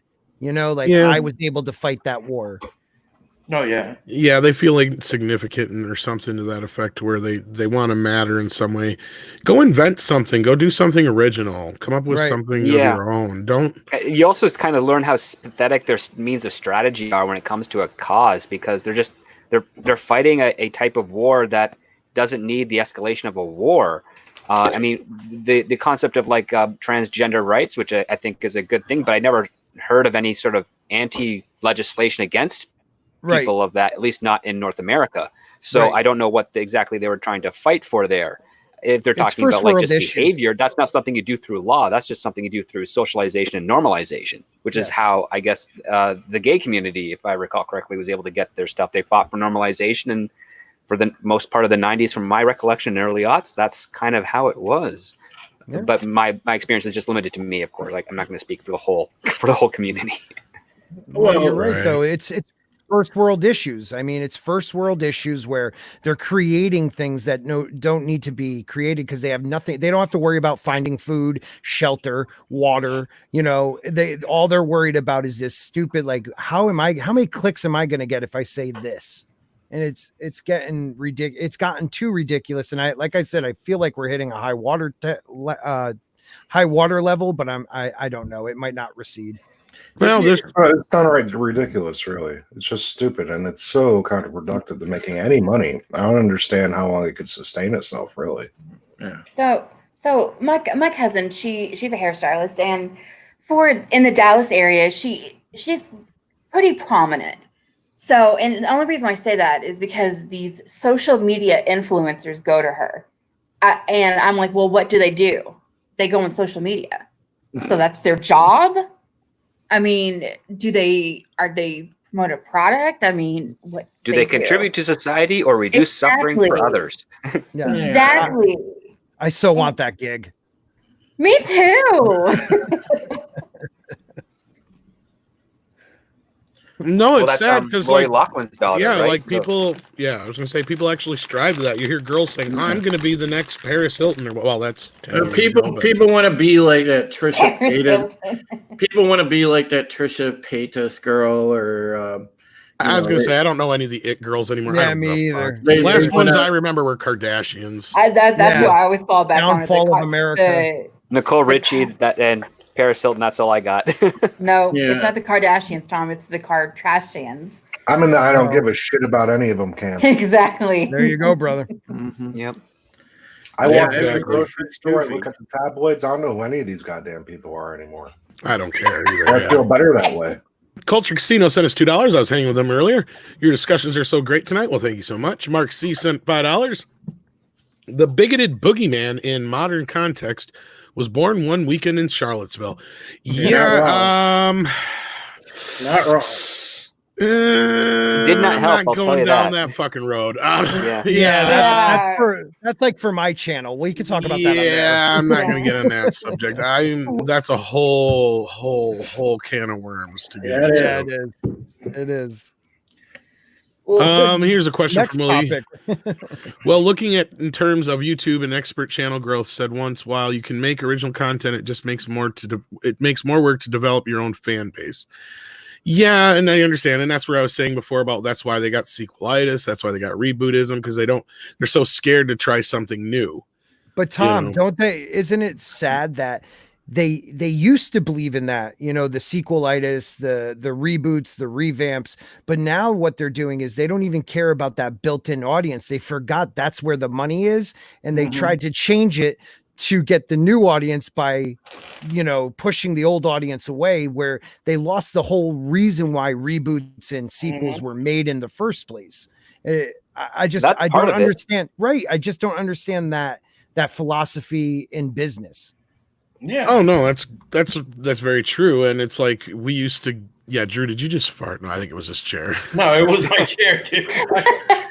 Trust me, I own it if that happens. Hey, the beer bug could be spread that way. I found out today. that's why I put it in private chat. No, are And you- Tom is like, Scott, I please don't know tell what me to that's do not because a I'm thing. used Are to you putting serious? people- Oh no, I'm not lying. It's look it up. You can if you bear butt, you can definitely pass the beer bug. Hey, Proper just brought up something interesting. What about Jaws for the start of the sequel? That was actually an interesting point. Well, they had like the Planet of the Godfather? Apes and the Godfather and the monster movies and a few other movies that had sequels Bond, before that. Mhm. But Jaws was the first movie to have 2 in the title, like the Was it? number 2. Really? Yeah, you had I thought Godfather part. Godfather was. That had part 2, but it was Roman numerals. Mm-hmm. Oh, Jaws I was see the what first you're one to Considered just part of the be original story. Yeah. yeah, and the Now you Jaws have was the Jason first one to X. just be Jaws 2. Yeah. And oh yeah, that definitely started a trend, especially like with the way movies were marketed Mhm. and going into the 80s. Like, just when you thought it was safe to go back in the water. That was when a lot of that kind of shit started, like that was that kind of a trailer, Those were epic though, man. The big voice guy. Oh, was dude, great. that guy was great. And when the first time I'm from New England, so the first time I went to Martha's Vineyard, I had to go and jump off that bridge because you knew, like, Jaws was there, man. Jaws was there. It's just that we've gotten to a place where when you get to 2 and 3, you lost the appeal of 1 already. Now I think that's going to take on a whole new meaning with $2 there. Beware the Drew. Oh, that's fantastic. Well, I don't what's think interesting it's the is same that you bring anymore. up those trailers. Is that was the dawn of where the trailer was essentially your mini movie, Yeah. and it was where advertisers really got to flourish. But nowadays, and this is something that I've encountered a lot, is advertisers' first response to anything they're pitched is, "I don't know how to market that," which to me, and I've said it That before, and I'll means you say it need a again, better is copywriter. yeah, he's like, that's your job. If you're telling me you cannot do your job, why the heck are you working here? Right, exactly. Somebody else Exactly. will. Yeah, exactly. But that's Hollywood to a point where they want something that's easy to market because they want to be able to just say, all we need is like, a picture of the attractive lead and a set piece in the background, and we can market that. And it's nowhere near to the levels of like the best marketing I ever saw by the end of the 20th century was the Blair Witch project. Oh Like, God, they, that was they convinced brilliant. you, they tried to convince people it was real. And That was there the are still beginning of people to this day that viral. think it's Yeah, real. that was the beginning of viral advertising campaigns. I on don't the care. internet, That yeah. movie is awesome. That movie was good I love that movie because it And- was marketed well. It was marketed very well. That's all I remember. The movie Shaken, yeah. And when she's know, on I'm the like, camera, I just That wanna movie is say, fucking Mark, horrible, I'm but sorry to it Mike's was mom. marketed so well. Another movie just And before Josh's that was mom. marketed so well was Independence Day. Like Yeah. that movie, Oh, that yeah. Titanic trailer, was marketed that really fucking well. trailer got butts in the seats. I would have liked Yeah, really, Independence Day more if at the end during the final fight scene they played "We're Not Gonna Take It" by Twisted Sister. Melton Sharita sends us $2. Any chance KK gets fired for treason? No, but Nope. yeah, she'll never get caught. can if wish. Yeah. Because I just think No. it would have been really good. Like right as he's flying up into it, they could start it. Well, I think I wish I had money to bet on this, but if I'm wrong, I'm wrong, and thankfully. But I bet that KK's contract will be renewed before 2021. I don't know, maybe, but she's at that age where retiring's not above the realm of possibility either, and that's the Exactly. reason. I mean, I really hope I'm wrong. I really hope she retires, but Disney's got pretty much this year and all of 2021 to try and find a new person to replace her and pump that person up in the time being. And I don't know if there's anyone out there that's got the confidence to take on that responsibility and the fan base that will scrutinize them and justifiably so to a point. Because of that 101 a share right now, so I'm really hoping that they succeed in that, so that shit goes up. Because of Independence Day, I'm going to extend that from 95 to 96. And that is because Independence Day was really the beginning of the modern film era. It was the first time with the ID4 thing they ever did. Jurassic Park. Well, Jurassic Park, 93. kinda, but they didn't do the Independence Day was the first one where you had the ID4. Like where they slimmed down They the title, abbreviated it. and it was like this new slick kind of thing. And even though they had a lot of practical effects, they boasted they were digital and lied their asses. Well, that's Roland Emmerich for you. But that movie fucking got butts in the seats, man. And that was the last time I kind of remember an experience like that. So that was definitely the end of that era and the beginning of the new era that really kind of kicked off probably with the Phantom Menace in '99. I suppose you could really. I think Starship Troopers tried to be be the bridge to that, because I remember that for a good 6 months it was being called the next Star Wars. Oh God, and yeah. the advertising was so opposite to what the actual Well, not only that, it was rated R. They really No. didn't advertise that movie very well. Have you guys seen the sequels to it? Because they're garbage. I've seen the one, and I thought it was garbage. The Independence Day, the second one? Yeah, I saw that. Oh, that one's horrible. We were talking about Starship Troopers, yeah. Oh, the sequels to that, yeah. No one can tell me Starship Troopers is amazing, though. I'm sorry, I love that. Yes, movie. the first one's yeah, great. it's like campy to It's got the watch. fucking Kurgan in it.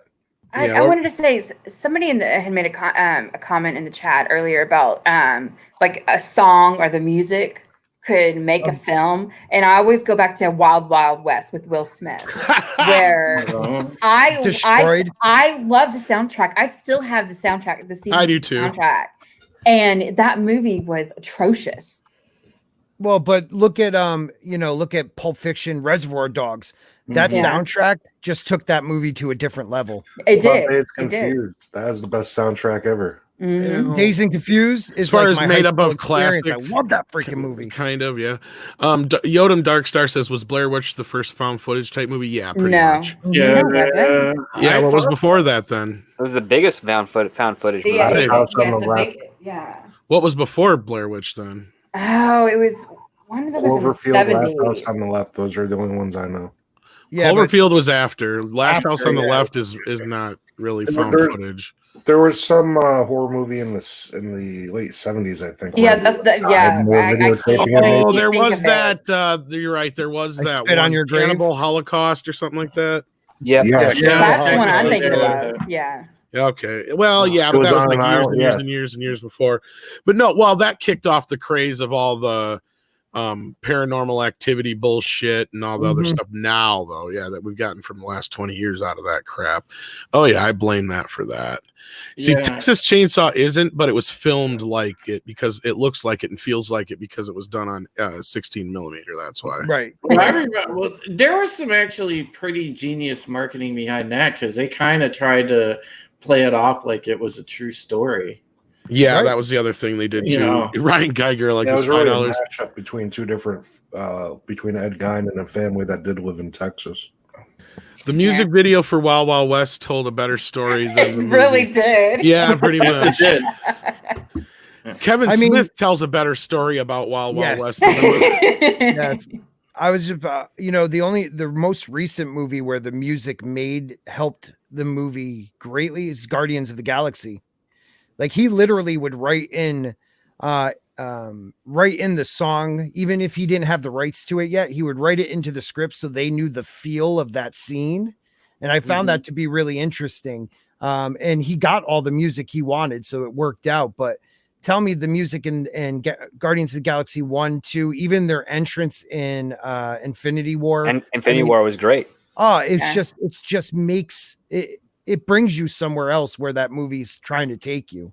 It Yeah, tells the only, story. like, James It tells Gunn- the story of Meredith Quinn. It tells the story of a mother and a son, which I always Yes. found interesting in that first one. Well, the thing is that only a guy like James Gunn or someone of his prestige could get away with that. If you're like a writer like myself or just an amateur writer and you're throwing in soundtracks or soundtrack suggestions and stuff, Yeah. it ends up killing you because not the person reading that script might not know what the hell song you're talking about, and they're not going to take time out of their day to listen Right. to it to get a feel because they have to finish reading that script and then go on to another. So Right, like, but but No, I'm luckily sorry. because he was also directing it and he's also like has a couple of films under his belt, and he's able to share this with a lot more of an actual production team as opposed Right. to like people who are like making other decisions. He's able to fly by and really shape the tone of what that film was going to be beforehand. And if you are lucky enough to find the scripts are actually available online, you can actually Google it now. Oh, it's amazing. Just check them out. They're really good. You end up getting a little bit extra layer to the. I mean, you look at it script.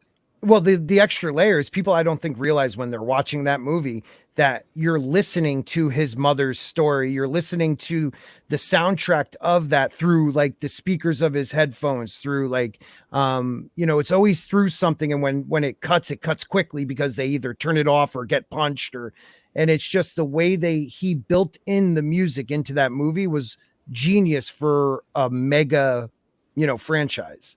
Yeah. I just found that to be really cool. Dan Henry says, have you guys ever seen the videos of fights on YouTube where someone adds different music or sound effects? It makes them sound so good. I heard one with Iron Man fighting Captain. It was great. I have not seen those, but what I have seen, that reminded me of this. So it's time for fun time. Christy likes this. Oh no. Kind of Christy kind of encouraged me in this. I don't know if you call it encouraging. She just sent me shit and I just started sharing it. It kind of started with Elvis, or it started with Tiger King, but here's one with Elvis. This shit makes me laugh. This is hilarious.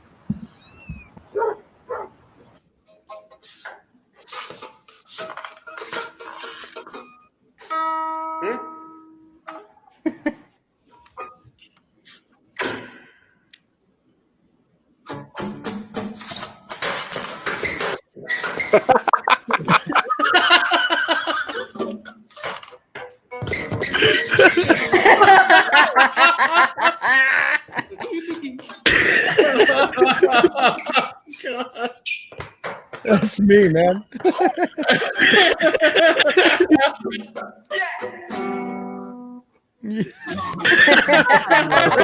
And somebody's went and done like whole videos and shit of them. That's amazing. I've never seen Those one are of those. hilarious. Let me see if I can find some of the entire music videos. Hang on here. Oh, that's funny as shit. That's so good. I mean, that's how I do when I like Sander. He's like Elvis unplugged. I want to find the Billie Eilish one. That's one of the best ones here. Yeah, let me. How do you I find do. these I things, Christy? hate. Like, what are your search terms when you go to YouTube or Twitter? Like, Honestly, it's Twitter. It's Twitter because a lot of people. Yeah, it's a will rabbit just hole. they'll just repost stuff, and I'm like, okay, I'll search it on YouTube. And then I just look at the suggestions. And I was damn like, it. that's funny Wrong too. thing. All right, here we go. That's long. I hate Billie Eilish. This is hilarious, though.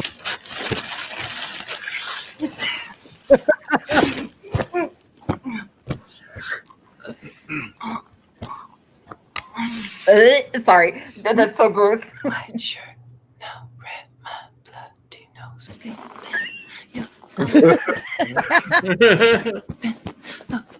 like no one. The fuck is she doing? So criminal. So you're a tough guy, just can't get enough guy, just always so tough guy. I'm the bad guy. Duh.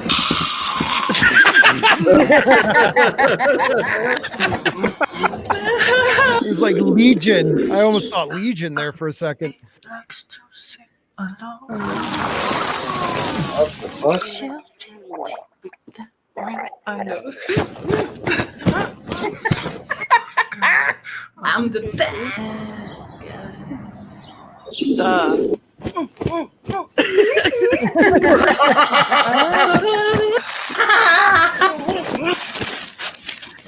Oh my gosh.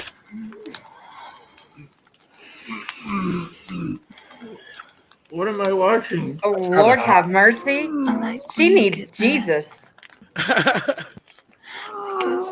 love this guy crunch. Oh, that's what that is. Is this the guy named Push Up? I don't see what you see. So maybe it's because I'm wearing cologne. I love it.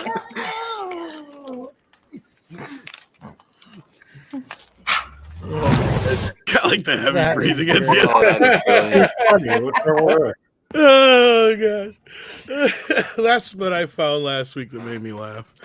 But otherwise, Christy sends me a lot of shit sometimes too. That's I funny. do. Or I'm feeling Steve- left out, Christy.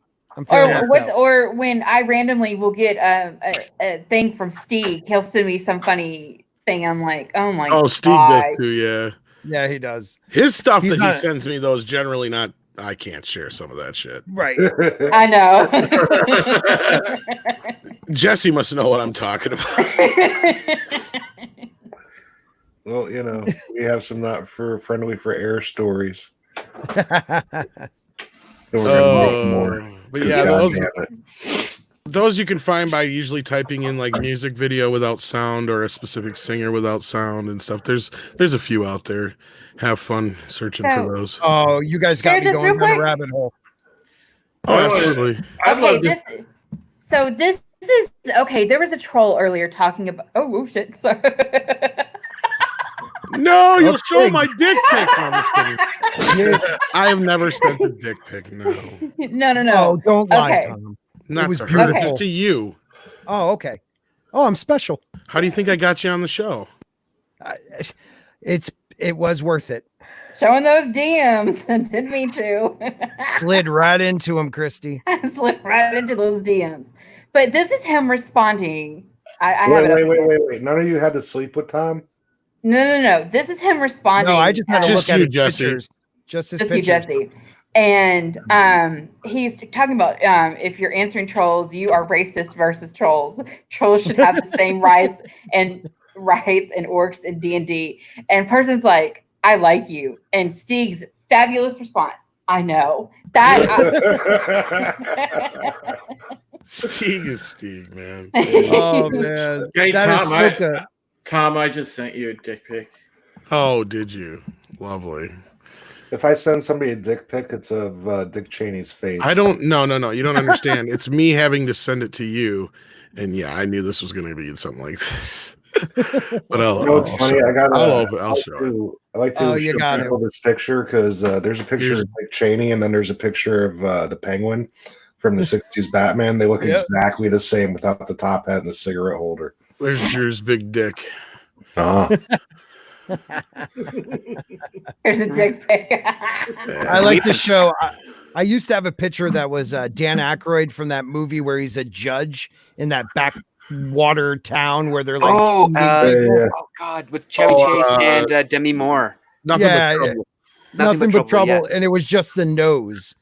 because it looks. Nice. I mean, Here's it's the a one Well, I always specifically was send. designed to look like that. Here's the one I always send. Usually, here you go. Yeah, you Nice. sent me that one. Yeah, I sent thought you of- that one. That's the dick pic. See, Ah, in case very anybody clever. want to know, isn't it? I had a better one before where it actually has a guy holding it in his hand. So it's like, yeah, either way it works. No, this is my all-time favorite video. All right, now what you got for me, Christy? Oh God, This I'll is- share this. I Okay, love this one. Oh, that's I- moron. Okay, so she has a straw, and or I'm doing in quotations a straw. Just let it go. People Oh, will I've seen understand. this. I know what this is. Yeah, turn it up. There you go. And the object of the challenge is to drink out of this giant straw. All right, so let's see if I can do it.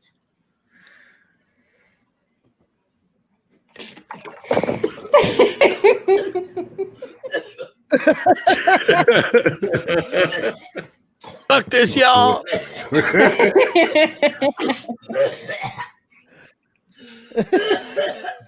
Okay, I'll go to the end. She's like, This was dumb as hell. Why do people Fuck do this stuff like challenge, y'all. That was because they funny. want to be famous. Here's the other and one for that- a That's not minute. famous. That's I why think- you No, don't it is chase not. the Everybody money. thinks you're an idiot. That's not being famous. I think Yeah. I think Brother. Christy's seen this. Of course, we love Vic Mignogna. This is what he's been I mean, up I'll to just- in the quarantine. He's been doing Tiger King videos. "Oh, are you serious?" Joey.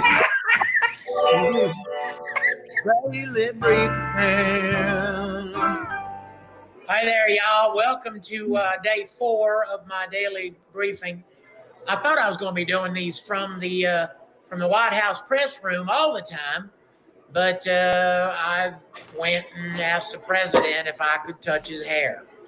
I mean, I was just curious, I mean, it's got that flip and all, and I thought it'd be, just, hey, shut up! I'm doing my daily briefing over here. Anyways, I was thinking the other day, if you want to confront a problem, you need to name it first. Am I right? So from now on, I ain't going to be calling it the coronavirus no more. From now on, I'm calling it the Corolla virus. Corolla, not Corona, because we all know where that came from, don't we? And I'm just ain't gonna be afraid of it no more. You sure that wasn't you, Tom? That was No, that was not me. That's Vic Mignogna. He's been doing these. Whoops, I didn't mean to do that. I meant to go That back. reminds me of the old school Conan O'Brien sketch where like they Yes. take a picture of a celebrity and they just put the mouth in. He's been doing this. Let me show you the first one he did. That explains some of it here. I guess he's been doing these since he's been in quarantine, but yeah, these are amazing. And of course, Jesse and I met Vic out in Vegas. Mm-hmm. Briefly. Actually, I gotta say before you play that, he is the sweetest guy because I know Mecca loved him, and I don't know who he is. So I only know what he looked like because of her. So I saw him walking down the hall, and I just stopped him and I was like, "Hey, man, there's this girl I know. She's over there eating, and she really loves you." And and I went off to the bathroom. He goes and he's sitting down at the table, and I got back talking to her. Oh wow. Yeah, totally nice. Not guy. many people are gonna do that, man. Not many. No, totally random. I was like, she's got really red hair. You can't miss her. And we're sitting there having lunch with Clint Howard. But yeah. Sound, Tom. God darn it. I was doing so good till then. I was just about to say. My first boomer moment. Here we go. Share screen. Now I'm Jeremy. Great. All right, here we go. No, you're Gary. I was thinking the other day, if the president can do his daily briefings and that Governor Cuomo up there, by God, then the Tiger King should be able to do a daily briefing too. So I'm bringing you Tiger King daily briefings from prison, episode 1. So today, guy 3 cells down from me offered me $473 for my leopard skin thong panties. I looked at him, I'm like, Get out of my face. Are you kidding me? I had these custom made. These are one of a kind. Don't talk to me. Hi there, y'all. I was thinking the other day, if All right, yeah, that was just the loop around. That's We got a fantastic. $2 super chat from Nelson Sharita. Still better than licking a toilet seat. Oh yeah. I'm thinking he's referring to probably the straw lady, I'd imagine. Those aren't brownies. Oh, God. Do we want to watch a couple more of these? Oh hell yeah. Where'd I go here? Forward. There My we go. favorite thing is that kid who licked Daily the toilet seat. The brief. guy Oh yeah, because actually got it. on it. Yeah. Here we go. Yeah. Daily briefing. Daily briefing. Song Joey is got great. a daily briefing from the FMC Federal Penitentiary, episode 2. Smiling. Okay. So today was a great day down here because I got visitation rights today. That's right. They brought my beautiful girl in here, this beauty right here, and I got to talk with her and got to do a little photo session. Of course, a few people did get mauled on the way in and out. That's that's to be expected. And a couple of guards got bit, and one of the cellmates few cells down got bit too. But wait a minute, that was the one who tried to buy my thong panties. I guess he got what was coming to him. Am I right? Yeah. He's really good at fitting that onto that vase. I'm secretly terrified of these creatures. There's only a couple. I mean, we watched the fourth. We might as well watch the third one. This is the one before. We got it. Daily briefing. Greetings, everybody. Greetings. This is Oh my God. Daily briefing we done, and I'm real honored today, of course, because thank you, Mr. President, for allowing me to borrow the White House press room. I think that's what it's called. And I'd like to send a big shout out of appreciation to Dr. Fauci. Dr. Fauci did not have to take my call yesterday. I mean, when you get a phone call from the Fed pan, you typically kind of ignore that call. But he took the call. And I told him I had an idea. I said, Dr. Fauci, it's like what, COVID 18, 19, something like that? Well, the higher the number, the more people scared of it. It's scarier. Like if it gets like COVID like 28, 29, that's scary. But I had an idea. I'm like, why don't you make it like just change it? COVID 8. See, that ain't nowhere near. Heck, 5, 4, that'd be great. That's what I got for you today for today's briefing, and we'll see y'all tomorrow. Y'all stay safe. It's so quick too. It's awesome. Yeah, it was pretty good. So yeah, if you like those, check out Vic's Twitter. I'll throw that in the chat. The Carol Baskin. Carol Baskin, and he hasn't even gone to anything Carol Baskin yet. No, he's saving the A material for later. If you want to show this real quick, Tom. Absolutely. So there's no, it's not. Okay, so there's no sound or anything like that, but I just thought this was really cute. So it's an elephant in the forest, and it's what he does.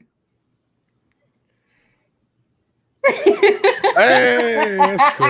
Oh, that's awesome. Coming at you. Hey, do you got Dave the raccoon handy? Because I don't think I ever showed that one. That one's kind of funny too. Since we're showing funny animals. Dave the raccoon. Is that I the don't one know. where, like, We get a the minimum Dave the effort. Raccoon one is. Oh, I love that. Let me see if I can find that one. Is that the one with the raccoon who's like, freeze, man? Like, don't move a muscle. No. Where they're like, oh, that one's fantastic. Oh, and That's the one I was spotlight? talking Yeah. about. Yeah, that's the one I was talking about. spotlight. Yeah, where it's Yeah. like Dave, act natural. Yeah, Dave. I Yeah, I can find it real I've quick. seen that. And I know some of you guys in the chat, this isn't your cup of tea, but that's why we do this later in the fun shows. Yeah. Normally do this in the middle of the fucking night on Saturdays. We could talk about strip club. We talk about what? We could talk about strip clubs. Why not? No, we're not doing that again. What's the worst thing? Yeah. I went into one. You ever get kicked out of one? Not yet, but I'm sure if I went with No. you, I would probably get kicked out. Yeah, we could do that. I'll tell you some stories backstage on that one. I like to tell those stories on air. It's way funnier. Yeah. All right. Oh, I shit. don't I know used about you, to- Jesse. I don't know. I can only imagine. No, I I actually was used the- to. We were doing it on Creepy Little Book the other day. I was the guy my buddies came to like figure out how to pay the cheapest amount and still go to the strip club. Well, let me tell you how I got kicked out of one.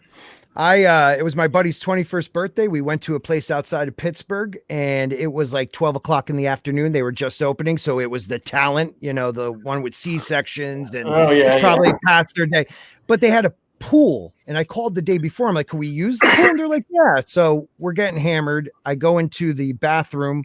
I get changed. I walk out with just my towel over my shoulder, my swim trunks on, and flip flops because I ain't walking barefoot in a strip club. And the guy's like, "Where are you going, man?" I'm like, "I'm heading outside to the pool." And he's like, "Nah, man, that's just for the girls." I'm like, "No, I asked. I'm allowed to go in the pool." And he's like, "No, you can't go in the pool. The girls are in there." And I was like, "Oh, you ain't stopping me." And I knew I got this guy by at least a step. So I take off. I slip face first into the side of the pool, and as they're dragging me out, I'm bleeding, and all I'm screaming is, "I just want to swim!" I got a couple of Why does that? Oh God, that's a perfect Scott story right there. Hey man, I have a Only you, different Scott. path. I have a different path than most Hey, it's people Mike know. Cartoons. Yeah. So I love so these this, guys. I love this one right here. You don't even need sound, do you? I don't think there is any. There you go. Damn it, Dave, act natural. That's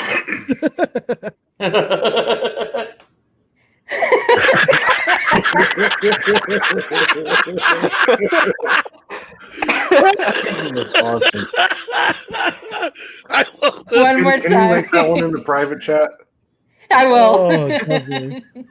Oh, See, Dave you act can tell the natural. raccoon's been arrested before.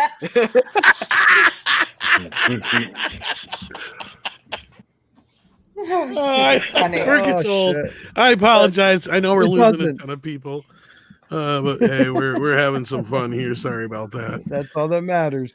Hopefully you guys are having some fun out there. We appreciate you listening. So the guy who posts a lot of these, it's his Twitter is like this fucking guy, and since I've been retweeting a lot of stuff, a lot of people that they like it, they follow him now. So Nice. so yeah, Hey, that's where I man. get a lot of my shit from. Christy, you're helping people out. That's a beautiful thing. That's a beautiful thing. All right, I suppose, guys, we've been doing this for over 2 hours now, and we've scared off a lot of the straights. Gotta love them trash pandas. That's right, Captain Robert A. Raccoons all over town. He's got the little raccoon on there. All right, let's go around the bend. Christy, why don't you tell them about yourself? You got a channel, all that good stuff. Hi, I'm Christy, and I have a channel. Check out Christy's Talk channel. about me, Christy. Damn Christy Baskin. She'll probably that damn Christy. one of Baskin. my mods or her can share it in the link in the chat. Yeah, I'm a room. mod, but I don't have it pulled up. Honestly, I would say subscribe to Script Doctor, Sporking, Drew, Jesse. I mean, these guys are great. And a lot of time with Jesse's stuff, I'm like low key, I'm lurking in the chat, but it's awesome to listen to. I love when Script Doctor, Sporking, Drew with the Fourth Wave, when y'all talk on Saturdays, it's just great. So subscribe to these guys, and even to Midnight's Edge. No, yeah, do. Well, and Drew, of course, works for Bounding into Comics, and you have your own website now, right? Yeah, I launched sickestofall.com, where you could go there and check out some different kind of stories than you get from Bounding and Bleeding Pool. You know, we have our own identity, and we try to cover stuff that not everybody's covering. So, you know, stop and check that out. Of course, I have my own YouTube channel, and on Thursdays, we do the Pegasus Actual Podcast. Me and my boy up on top of me, Script Doctor. Oh, I like when you're on top, SD. Oh my! But yeah, make sure that you come check us out on Thursdays. We will be covering, I believe, season 2, episode 3, Pragged of so that's Battlestar Galactica. So make sure that you check us out on Thursday. All right. Jesse, besides seeing you over on Creepy Little Book, where some people might recognize you from, tell them about your channel. My channel, I generally do, now that I'm home, I've been doing more panel shows, but like this, but I stream games to get watch hours. Now I just need more subs, so hint. But, you know, There you go, check whenever it. I have a thing, I always Same. I drop need the link watch in the hours. chat. Yeah, watch hours are easy if you do gaming. Yeah. So play some games. Yeah. But I like to drop the link in the chat because I like everybody to come in, even if we have to walk them through how to use the setup and everything. I think Christy's on top of that. Yeah. Mod So if Supreme. anybody wants to stop by, anybody's welcome on in. Yeah, you're always doing something over there. I stop by sometimes when I It's so can. random man. with me, though. You know what I Yeah. mean? It's like all you guys always have. Everybody else on YouTube has scheduled shows. Oh, It's this like is I had one no, scheduled this is show, and I changed unscheduled, today but- because I kept falling asleep. I normally do, like I said, Jesse. I normally do these on Saturday nights, but it just so happened to be that it worked out this way this week. But yeah, Jesse has other stuff too. You don't you have an interview with a few celebrities and some other stuff like from when you? The only guy I really got to interview on camera was Phil Lamar, so that's down in my videos, short videos playlist somewhere. I do actually. The one thing I do put effort into is I try to separate everything relatively by playlist. So he's got some cool stuff though. I've checked out a few of your videos. My last live stream, it was just called Twitters for Twits, and it got taken down. Oh shit! Yeah, I got to do a double edit on it because we were watching Robot Chicken. Oh, okay. Watched Okay. two I of thought them it was something something else, else. maybe. But all right, yeah. So check out his channel. He's always doing streams. Like I said, I stop by once in a while, and you never know what could happen there. There we get into some more. You might see some spooks, some boobs. Oh, boobs! Oh, boobs! Way better, way better. I was thinking you were going to segue into that is better. Yes, I thought you were going to segue into Creepy Little Book because if you like creepy stuff, check out Pete's channel where Jesse also talks about creepy stuff almost every night. Yeah, tonight it's going to be a fun show over on Creepy because Tina found this one. It's something I had heard of a long time ago, but she found on an actual good source. But there's a bunch of people out there who think that Jesus was actually a form of mushroom, and that Jesus wasn't a person. Yes. Yep. So we're going to cover that. Wait, I thought that was a type of acid. Jesus Christ. Yeah, like do.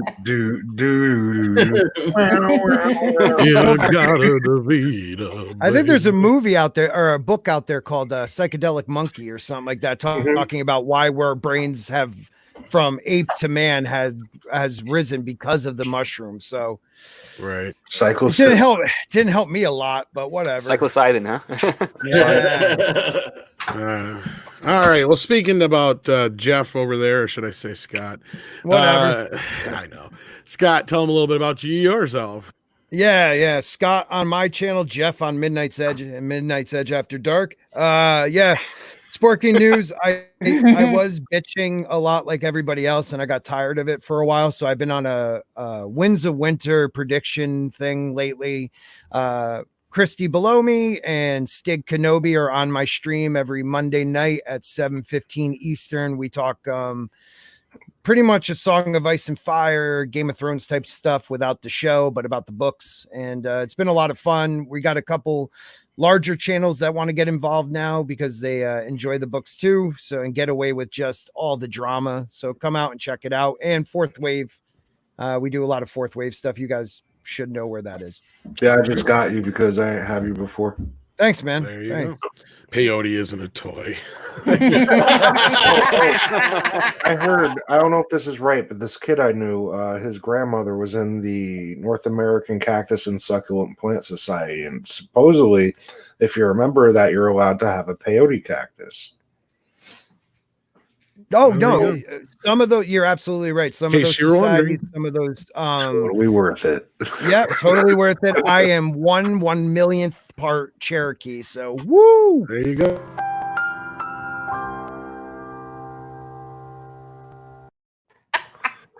All right, Script Doctor. Tell them where they can find their prescription of if they need an injection of Mr. Script Doctor.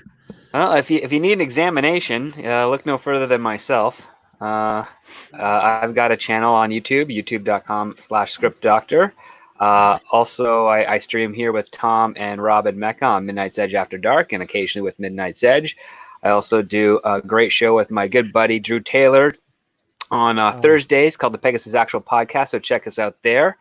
And give some love to Scott over at Sporky News Podcast, because I like his new stuff on the Song and Ice and Fire books from George R.R. Martin and his predictions things, and he also does the Fourth Wave, some good content over there. He's a lot of fun to listen to. He's got one heck of an interesting voice that I just find addictive personally. Yeah, I like a 1-900 number type of voice, or Scott, I love more you. like if you were to like read lectures or like scientific journals, I think it'd be incredibly more inviting, because you just have more of an animated voice than some of the other people that read those types of things. you know what, man? That's the nicest thing someone said to me in months. So thank you. When his mic doesn't mess up. No, stop, honey. Shut up, love you in the sundress. One time. Okay. And I want to especially thank Robert Meyer Burnett for stopping by. Check out his channel, The Burnett Work. And of course, Itchy Baka. Check out his stuff too. And of course, yeah, I think that's about it. I want to thank you guys out there for listening, putting up with us, having some fun on Funday on Sunday with Midnight's Edge. Yeah. Thanks for having us, Tom. No problem. No problem. Thank you, Tom. So check out all these fine folks. The links are in the chat. Thanks to Christy for being the king of wrenches tonight and taking care of that for us and all the other fun stuff. So, all right. Yeah. Thanks a lot, guys. Take care and have a good evening. No, we're not doing this.